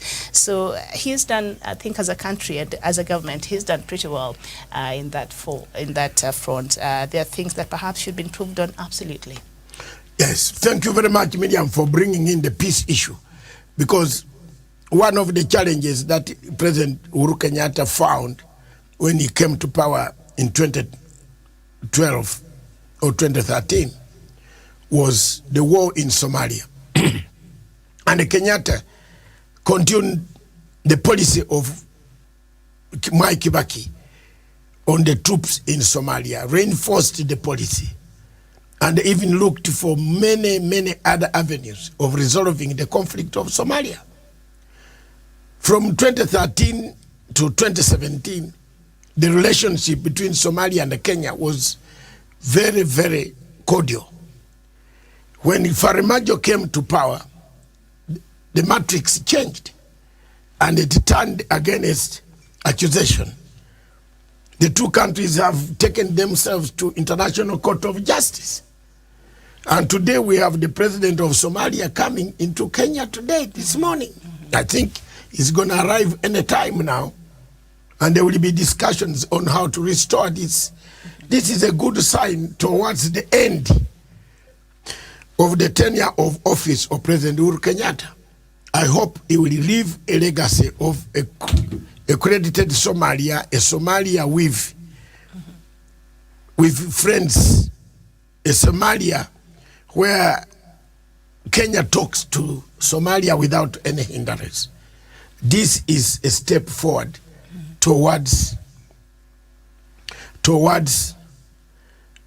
the governance of the East African region. The case in the ICJ marked the darkest moment of Africa, that it should have not been there anyway. And I believe this new president in Somalia will change the dynamics of how things work, then turn into negotiation, dialogue, and a wider dialogue that could bring about the two countries sharing whatever is a natural, God-given Indian Ocean where there were no boundaries. The boundaries are artificial because God has never drawn the boundaries. Yesterday I was shocked when somebody told me people had flown to 12 billion miles, 12.3 billion to look for a star, not flown, a telescope. They sent a telescope that has been moving until it reached 12.3 billion. So where is this end? There's no end. So when you come and say, the Indian Ocean is big water, therefore let's share. This is my boundary. How does it, the boundary can stick on the ground, but not in that sense. But all that is water under the bridge. Kenya and Somalia moved on.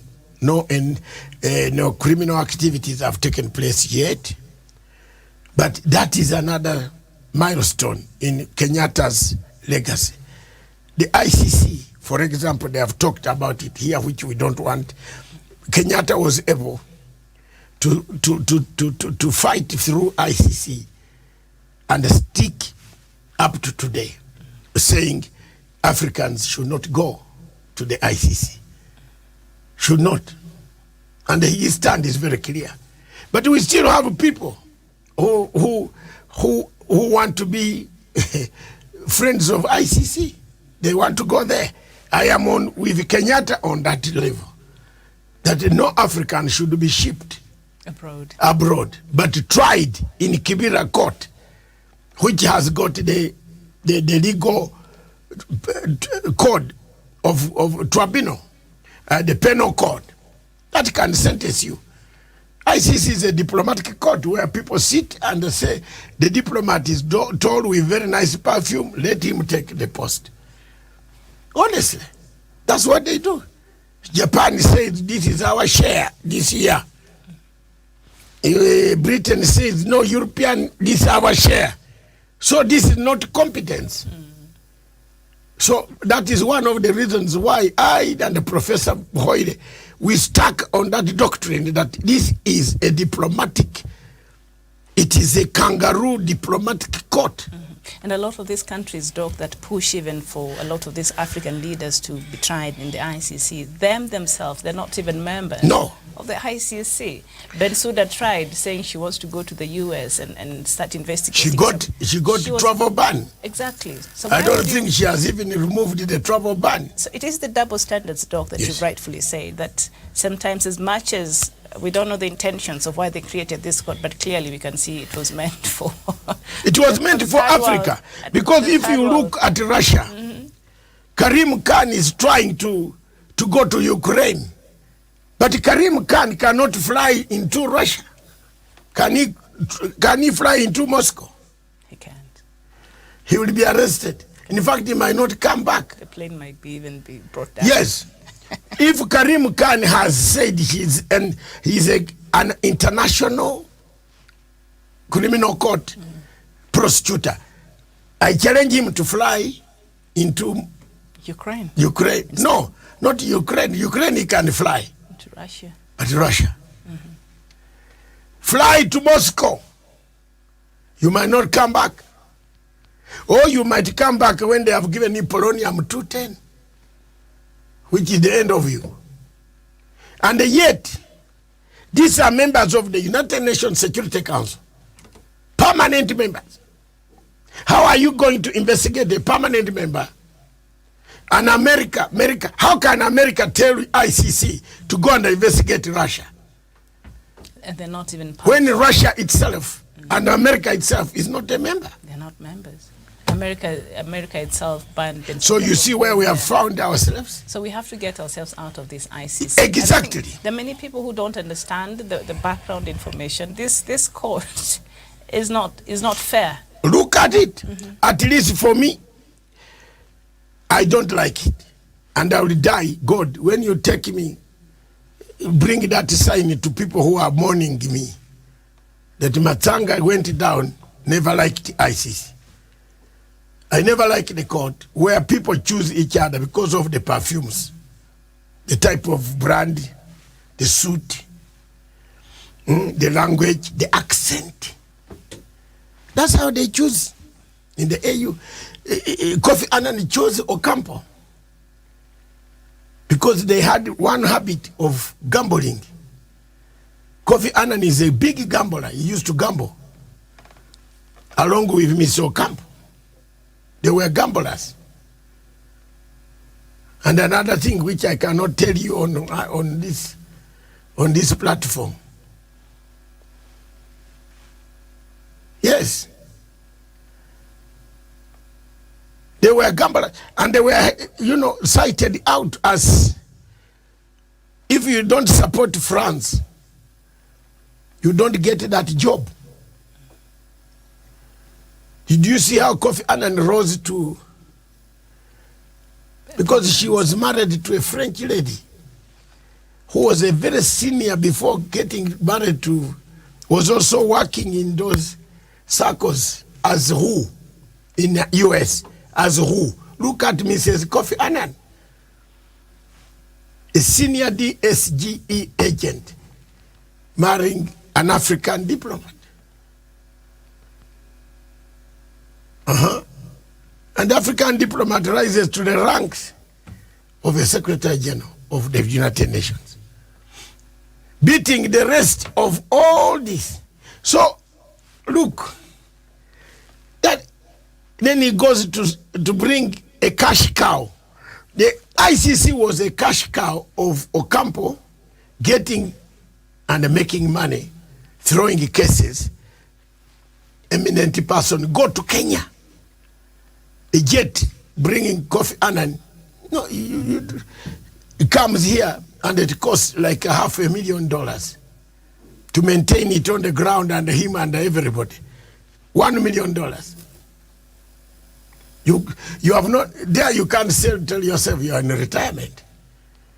You are still hammering. Look at the Iraq food for oil. He didn't leave a good legacy. His son is, have you seen, you die and your son, you have been a Secretary General and your son cannot even become a president of a village. Because you have, Miriam, the son spoiled the career. He was saved because of Kofi Annan. Otherwise, he would be in jail up to now. Because the corruption scandals that he got involved in could take him in the life sentence in the US. So there are so many things that Uhuru Kenyatta has done, which we must give a credit and give him the strength, the courage that the president, sir, when you leave, I've come to this office headquarters in order to make this point. And I think it was a design that Miriam decided to remain back in the morning, so that I can make my points. True. Yes. So thank you very much. We want to bring in Douglas Creamy, your parting shot as the analyst. Then Miriam will make her parting shot. Then I make a takeaway. Douglas Creamy, your parting shot.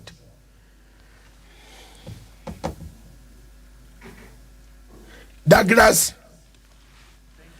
your parting shot with your mirror. I hope you have not taken 2 pieces. Douglas does not consume mirror. David, and from my end and from my perspective is that the president has done well. And for the people that I speak for their public good and their welfare, the people of Meru, they are happy that the approach by the President of the Republic of Kenya has bore fruit for them. And also for us now, we can be able to earn our country legitimate foreign exchange. We are not going to be a county that depends totally on national government, but we are also going to contribute to the national cake that we can now distribute to different parts of Meru and also across the country to develop our beautiful country and also grow our own economies as a people. And also our local communities are going to benefit from the kind of approach the president has done with the President Sheikh Mahmoud of Somalia and also across the world.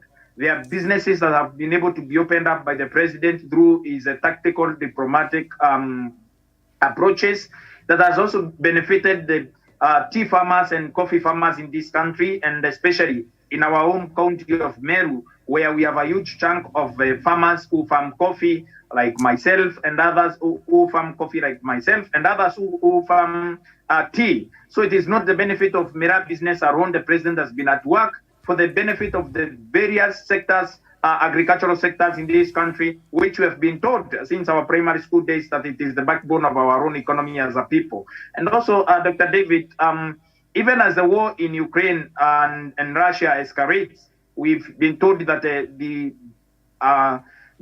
avocado that has been that was being exported to Russia has also now found a new market in Asia, that instead of $14 per kilogram that it was being exported to Russia, now it is fetching about $7 from Asian markets. And we are also very grateful to the President of the Republic of Kenya for finding alternative markets for our goods and services, even as the war in Ukraine escalates. Remember, there are so many farmers in Meru and other places in this country who have found this kind of this variety of avocado that was being exported to Russia. Even as we mitigate the issues in Ukraine and Russia, the president has also found a footing through different departments of and sectors of the agriculture ministry to find markets for our own produce and also be able to put the country where it is supposed to be in terms of mitigating the closure of the market in Russia or Moscow,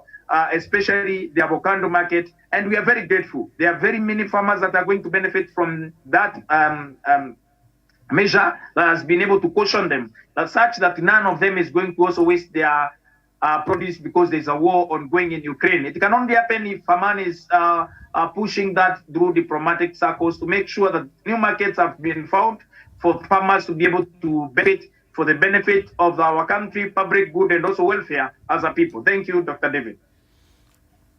Thank you very much, Mr. Douglas. Douglas. The other name is Douglas Kirimi. Mr. I want to call you Mira, the ambassador for Mira. Honestly, that's a very good job for you to go and talk about these things in the first flight. If it were, we shall ask Munya to put you on the first flight to go to Mogadishu. When the first consignment arrives, it could be better. Does he need a... No, because he's going to go to protected territory. I'm just looking at his face. Do you even want to go? Yes, he wants. He's a very daring guy. To be an ambassador for Mira, would you like that? The guy went upstairs and got Dolphin Hotel. You know? He has pictures of inside Dolphin Hotel that are occupied. Even they show the distance of the ocean. Where the map must end, but Mr. Ruto extended. So thank you very much, Douglas. I'm very inspired by this thing of Mira. I'm gonna call you privately, without people, without Miriam knowing what exactly does it help. Then I try it 1 month. No, dog, it does not help. It does She's not. still insisting I should not try. You'll suffer from lethargy, Dr. David, for us as a people and as a county, actually people have said that Mira reduces your fertility and causes erectile dysfunction in men, but it doesn't work that way. Dr. Don't David. bring those things here. She's here. No, what is... No, Dr. David, for the record, the Mira farming areas are areas that actually have the biggest numbers, or the population is huge than other places in Meru. So people there are very productive, very fertile, and all that. So that notion and that myth should also be taken away. Mira, lakini ni myth kweli. It inspires you to operate. It's a stimulant like caffeine is, Mira is, but when it is taken... I had an interview with somebody who now has to run a rehabilitation center for the people who have been chewing Mira for a long period of time. It messes, especially the men, up. Let's summarize it there. It messes us up. Yeah. So just take your tea, dog. Let me avoid it for some time.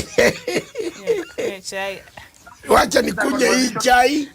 Yes. It is a conversation that we should have, because there was also a scientific Mira conference that was held at the University of Nairobi, JKUAT University, and also Nairobi University by the county government of Meru. And it is a conversation that the people should be able to have, so that we can be able to also separate the wheat from chaff, and also the myths that have been spoken about the Mira business, and also the kind of the health benefits or disadvantages of Mira, Dr. David. And also thank you for giving us an opportunity to advocate and speak about this cash crop that has been able to change lives in Meru, and also earn our country legitimate foreign exchange. Thank you. But I know if you're having troubles with high appetite and you want to reduce that, Mira can be used to Is it me? No. Medium is meaning me high appetite of food. No, they're saying. Why are you? My dear. No. The studies have shown you're having troubles with controlling your appetite, Mira can be used, because as long as you keep chewing it, you will not want to eat. Cindy or Douglas? So a lot of people suffer from anorexia hata when you're not chew sana hiyo kitu. They're very... I like the way you speak your Swahili. Hata wana wanachew kitu hiyo. This is becoming a problem. Thank you very much, viewers across the continent of Africa. We are discussing Mira, foreign policy of President Uhuru Kenyatta. President of Somalia is in the country, or will be in the country today, to make sure that Kenya and Somalia normalize their relationship, and the Mira is airlifted, which is a plus for President Uhuru Mwingai Azimio chairman.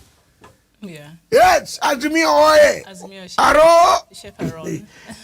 I am now doing my politics here. Miriam, you'll excuse me. Then there's some any parting shot before I do a takeaway. I think I'm done, but there's a part of that foreign policy that perhaps the incoming government should look at, the 5 pillars that President Uhuru Kenyatta put down, and that is the diaspora diplomacy pillar, which recognizes the importance of harnessing and the diverse skills, expertise, and potential of Kenyans living abroad. We've seen Kenyans leave, go, study, acquire skills and knowledge, but they fear coming back because either they will not be paid as they deserve, or there's no conducive environment where they can come to work. So you find that the knowledge that they have gathered, they're just using it out there. So we could create an enabling environment where we can have these Kenyans with this rich knowledge that can be used here, that we need here, to come back and make sure we tap on this. So I think that is something that I would like to see the next government perhaps make an intentional a policy to address that, and of course among these other issues that we've talked about, and some policies to protect our local manufacturers here as far as the economic foreign policy is concerned. Some breaking news coming in indicate that Omanyala has finally got a visa to go to Eugene. To USA. USA. Why did he have to beg for that? Why did the United States delay our runner? Surely, and they know. Has he got any? Yeah. There's one of the runners in Kenya who had a problem. No, it's just him. Yeah, no, wait. There was a problem. They denied him. They no, delayed. before there was somebody in the Olympics who was brought back. Was it him? No. There was some Kenyan who was sent back. It's not him. It's not Omanyala. Could be another athlete. Do you remember yes, production team, producer, there's an Olympic man who was brought back in Kenya because of the doping? Yeah. In Japan. In the long distance. Yeah. Is it not long distance? It is short. Okay. One of them did. You know, the visa, as I told you, it depends on several things. If somebody has planted your name there as a suspected man who must have walked near Boko Haram. But Omanyala should... No. Anybody. This computer these days, people plant so many things on people. Yeah. That's why you need a Huduma number. And I think this is... And the MATSANGA needs the eyes. Iris. Medium, look at my eyes. This one here. Yeah. Look at it. Why don't you look this way? The camera is here. Yes, look. The iris. Why are you laughing? Iris. Yeah, it's Iris, I agree. When I step in London, the iris, they say he has arrived. It's better. So you can't take my credit card, Mr. Douglas. Where? You can't. So it is better, identification, Huduma is good. One card, it is you carrying it. But for Omanyala, dog. This was he's going there for a very specific I used to work, my first job in 87. He have all the papers. 88 was to work as an immigration officer. An immigration officer stamped looking at the people there coming. your eyes. You can only look at Douglas and say, why is that one there wearing those big glasses? Where did he get them from? Call him aside. That's it. In fact, that is, you just take on somebody. You find a fault. Looks like that is what they were doing. Yes, they find a fault. Which is not fair. Especially when they are giving you a visa, the US, they will find a fault. Sasa that should be part of the foreign. We should, because that is for any policy should change. That should change because we are fair with them coming here. Like for Manyala is a very specific case. Whatever he's going to do there is to run, but he might be a flight risk. Let him run and bring him. No, he might be a flight risk. He has been traveling and he's not. He might not Ethiopia where you have to run away. Listen, it might be Miriam. No, I don't agree with that. There are times when you feel this. The US embassy was yes, I know. That. Me for USA, I don't know much. But there are times on the United Kingdom, I know. There are times when you fill these forms. If you don't know something, ask. I'm now telling you, his problem could have been very technical. They ask you a question, did you do this, yes or no? You are, instead of saying you not applicable, oh, I don't know. The best thing, I'm now teaching you what to do. The best thing always to do is say, I not. If you don't know, say not applicable. Then let them find out. But there is a question in English language. I was taught in 1987, I was taught by a DSS officer, Department of Social Security. I was going to apply for income support. I had arrived in Britain. Sikia, this is a true story. Mimi, I entered there with my things. I'm a refugee. They have given me a room. Now this room must be paid by the council. So I went, I applied. They asked, on the questionnaire, they asked, do you have land at home? I said, yes. Do you have a house at home? And I'm now talking about Uganda. Do you have money on account? Yes. Aha! The form came back. My money has been denied. So, could be a technicality. Wait. I was waiting for money to come. I've already been the council, Croydon Council, that took me, pointed at and said, we want that one there, that slender one. My friend, like in a glass, like it is, like you are being so. That one there. Yes, that, David. I was taken by Croydon Council. Up to today. Thank you very much, Her Majesty Queen. Thank you very much, Croydon Council. Now, I was going to pay my money.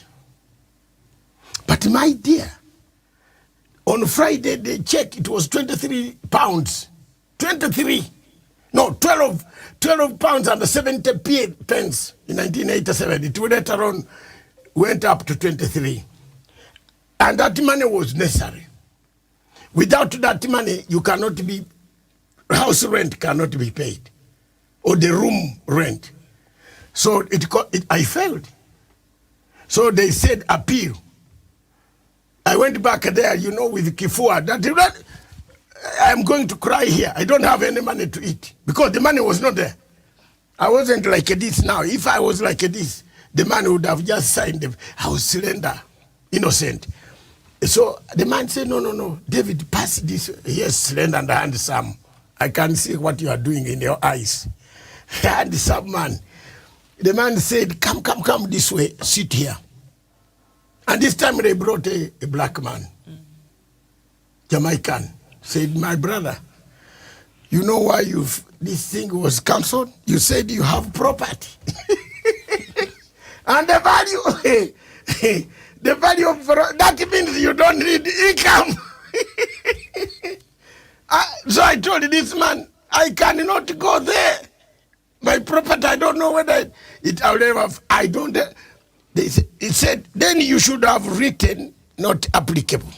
Not applicable. That is when, and I'm teaching you, and I'm teaching this younger man. Tomorrow, you'll want a chance to go to US. You answer questions. That's why Omanyala, our TV is to explain to people some of these things.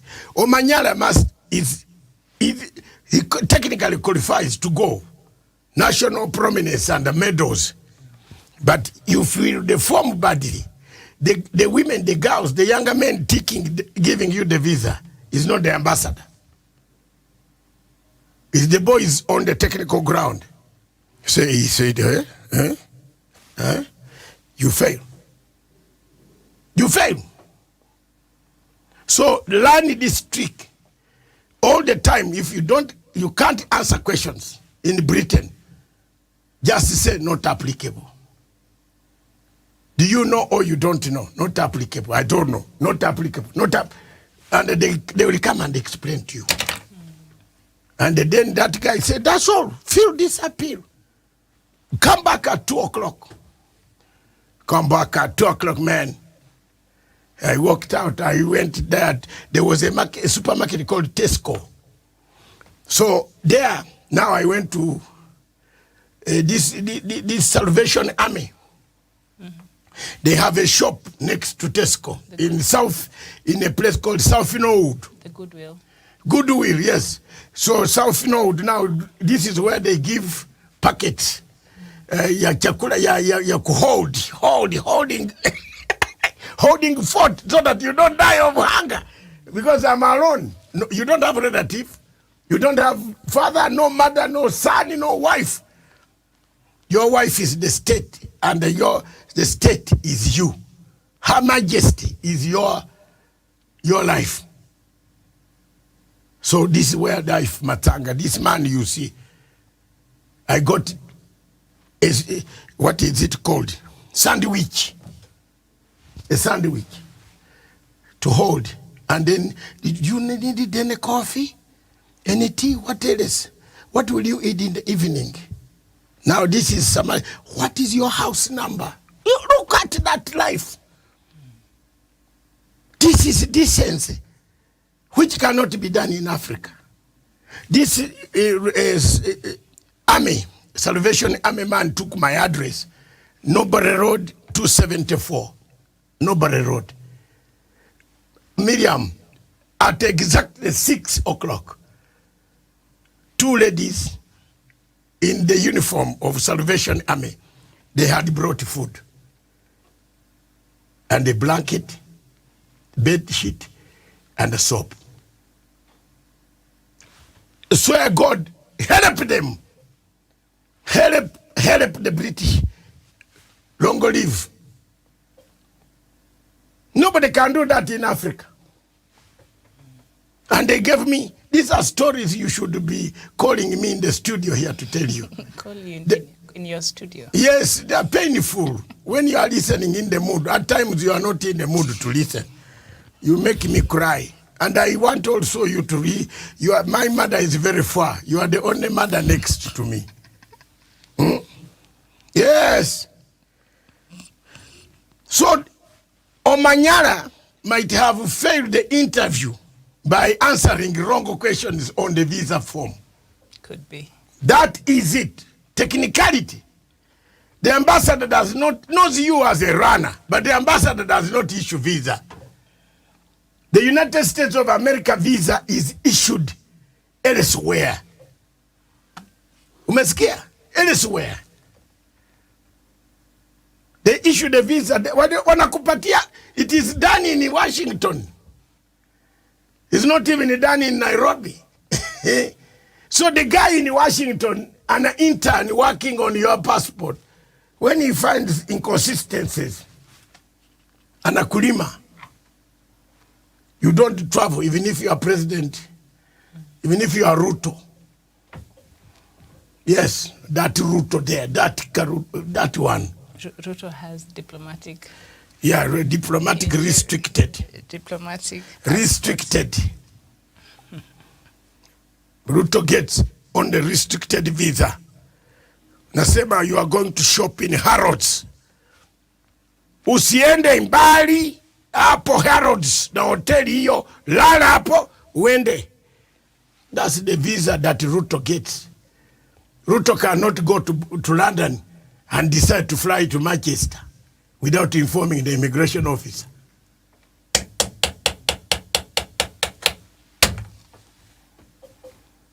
Because London doesn't want to spoil the market of economics. Corrupt people are not allowed in the UK. Perceived corrupt, even if it is smelling. Even corruption smells. You know when you go near Ruto, the corruption smells. Like if you go like a sniffer dog, like me, MATSANGA, investigative, the corruption, it tells you, go away, he's here. Thank you very much, Miriam. Today you have learned something. Salvation Army, thank you very much for giving me that loaf and a blanket. The good thing with Dr. MATSANGA, one day you'll come home, Miriam, and don't say you'll not, you will, not here in London. I'll show you that blanket. And the typewriter, Mr. Prada, the one I used to write the thesis for my exam. They told me to go back. They don't, even this guy said, don't tell us about where Uganda.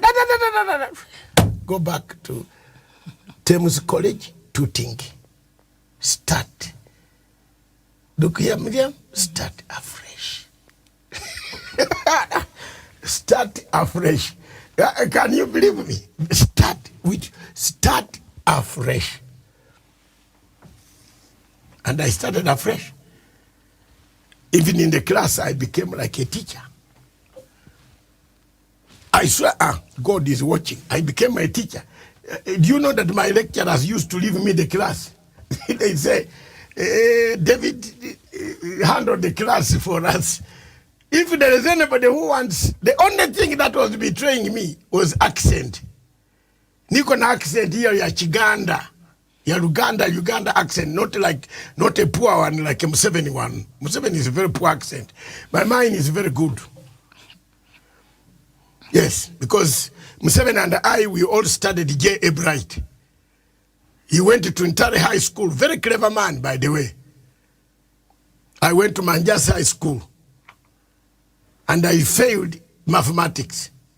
My certificate is East African Certificate of Education, not this Uganda, Kenya Certificate of Education.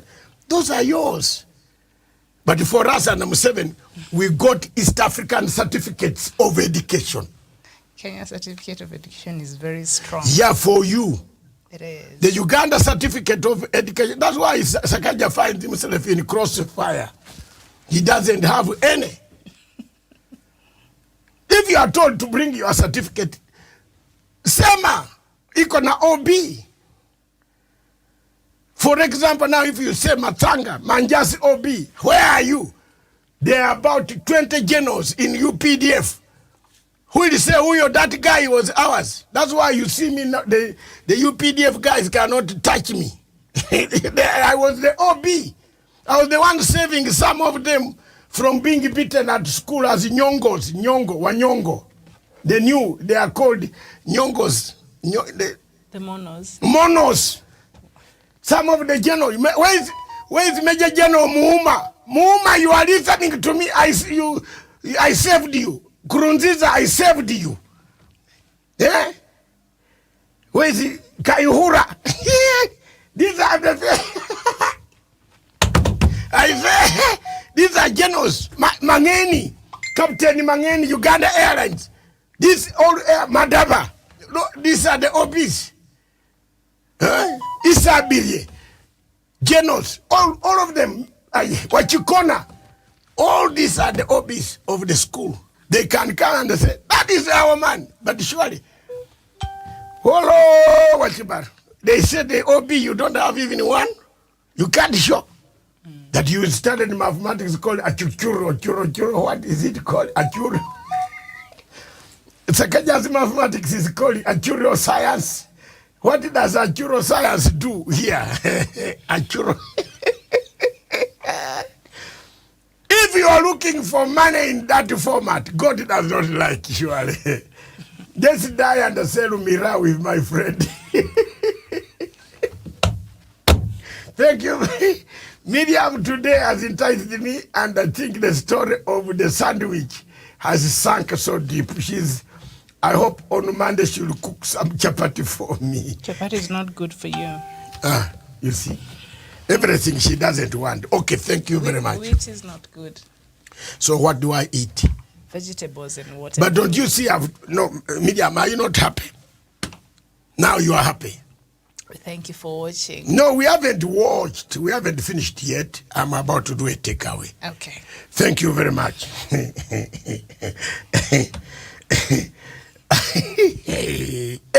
So, to emphasize the point of Miriam. Which one? The fruits and No. Forget about that. Omanyara. Next time. And part of the problem that is killing IEBC. Part of the problem is they are becoming, what kills Chebukati is he is a spokesman. You don't become a grave digger when you are a chairman of an organization. Deploy public relations officer, a spokesman of IEBC. Let him tackle, let him mess. You come later on to verify where your spokesman has gone wrong. Kenyans, hear me. Wait, your election, everybody wants you to do your election. But Chebukati, please, for goodness sake, listen to advice of people. Don't bring your big head ball to everybody, which is empty. You are a chairman of an organization. Hire a spokesman who will come to speak to these journalists. You saw 6 journalists yesterday disorganized the whole IEBC. You are lucky Raila is on this side this time. By now, they would have taken over the shirts and they will be on the door. I'm telling you. Thank you, Uhuru Kenyatta, for organizing Raila to come back this way. Raila would be tearing that IEBC now. Tuambiane ukweli. Am I wrong? By now. Protests will be. Yes! Because from yesterday's performance, Miriam, you can't have courage to say there is an election in Kenya. There is a play of Shakespeare comedy. Macbeth. There is a famous play. Othondo.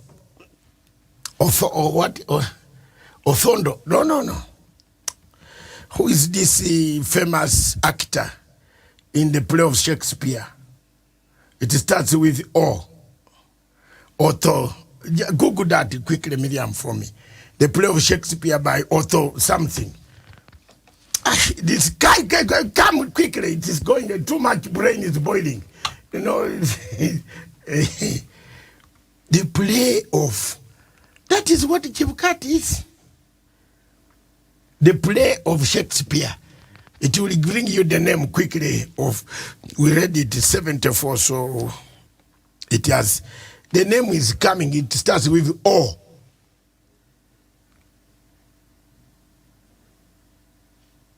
And that is what Chebukati, the IEBC is. Has it come? Othello. No, is it Othello? Othello. Okay. Thank you.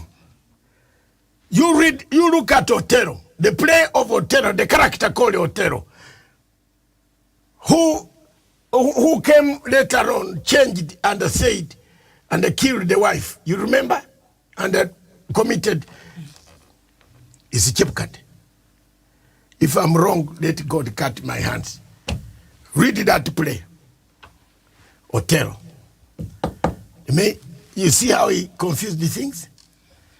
He come with this, and then the conspiracy theories.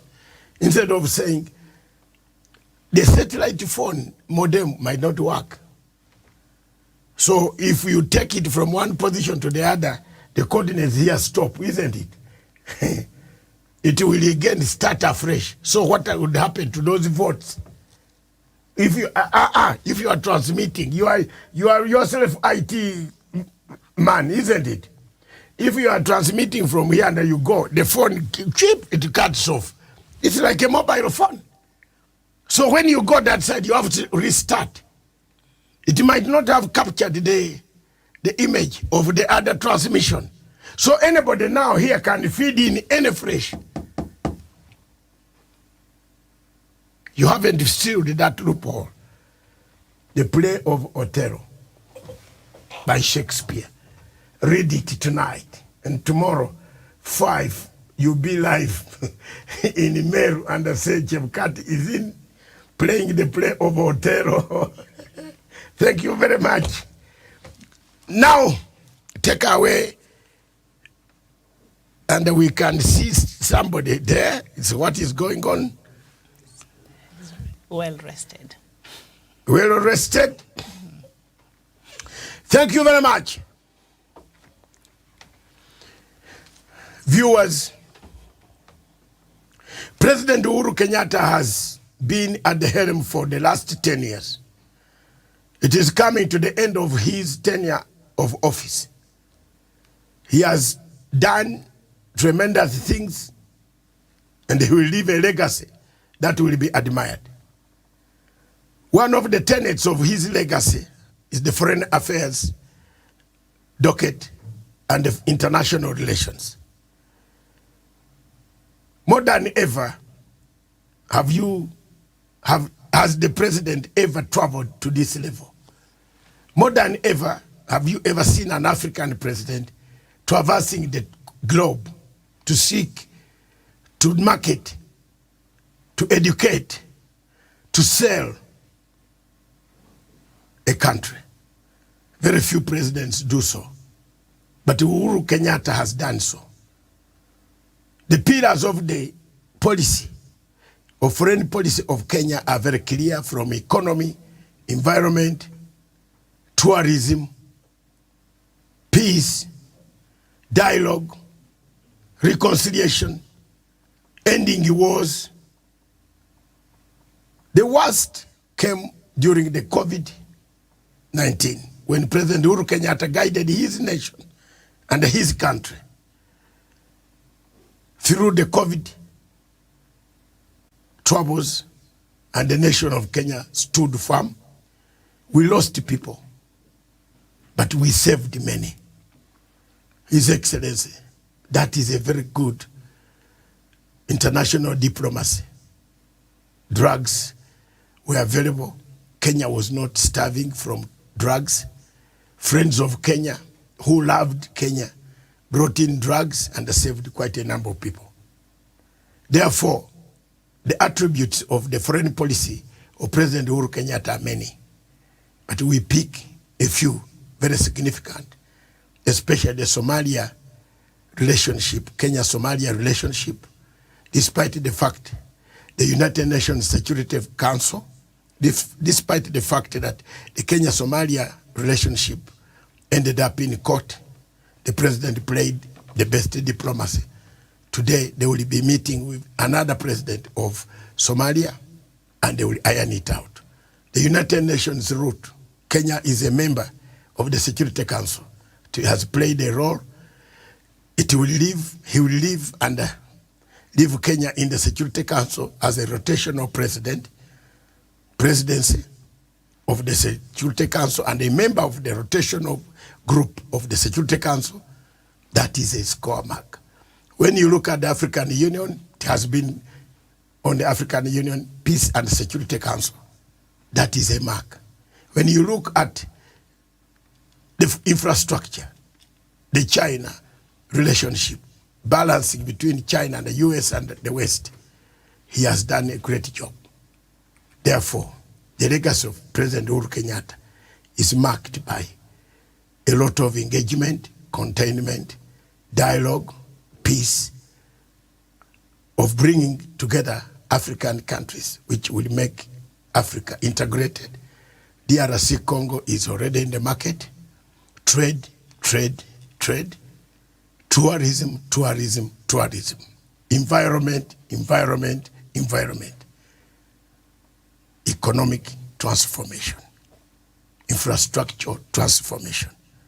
All this need a cool mind to take over and continue with the good leadership, the good tenets that President Uhuru Kenyatta brought to this country. And that's why President Uhuru Kenyatta yesterday said he will hand over, give power to a person who can follow his legacy and accomplish some of the things that he might not be able to accomplish. Thank you very much, Kenyans. Vote for a person. Vote for Raila Amolo Odinga, such that he can continue with the legacy of President Uhuru Kenyatta of the 5 pillars of the foreign policy. Thank you.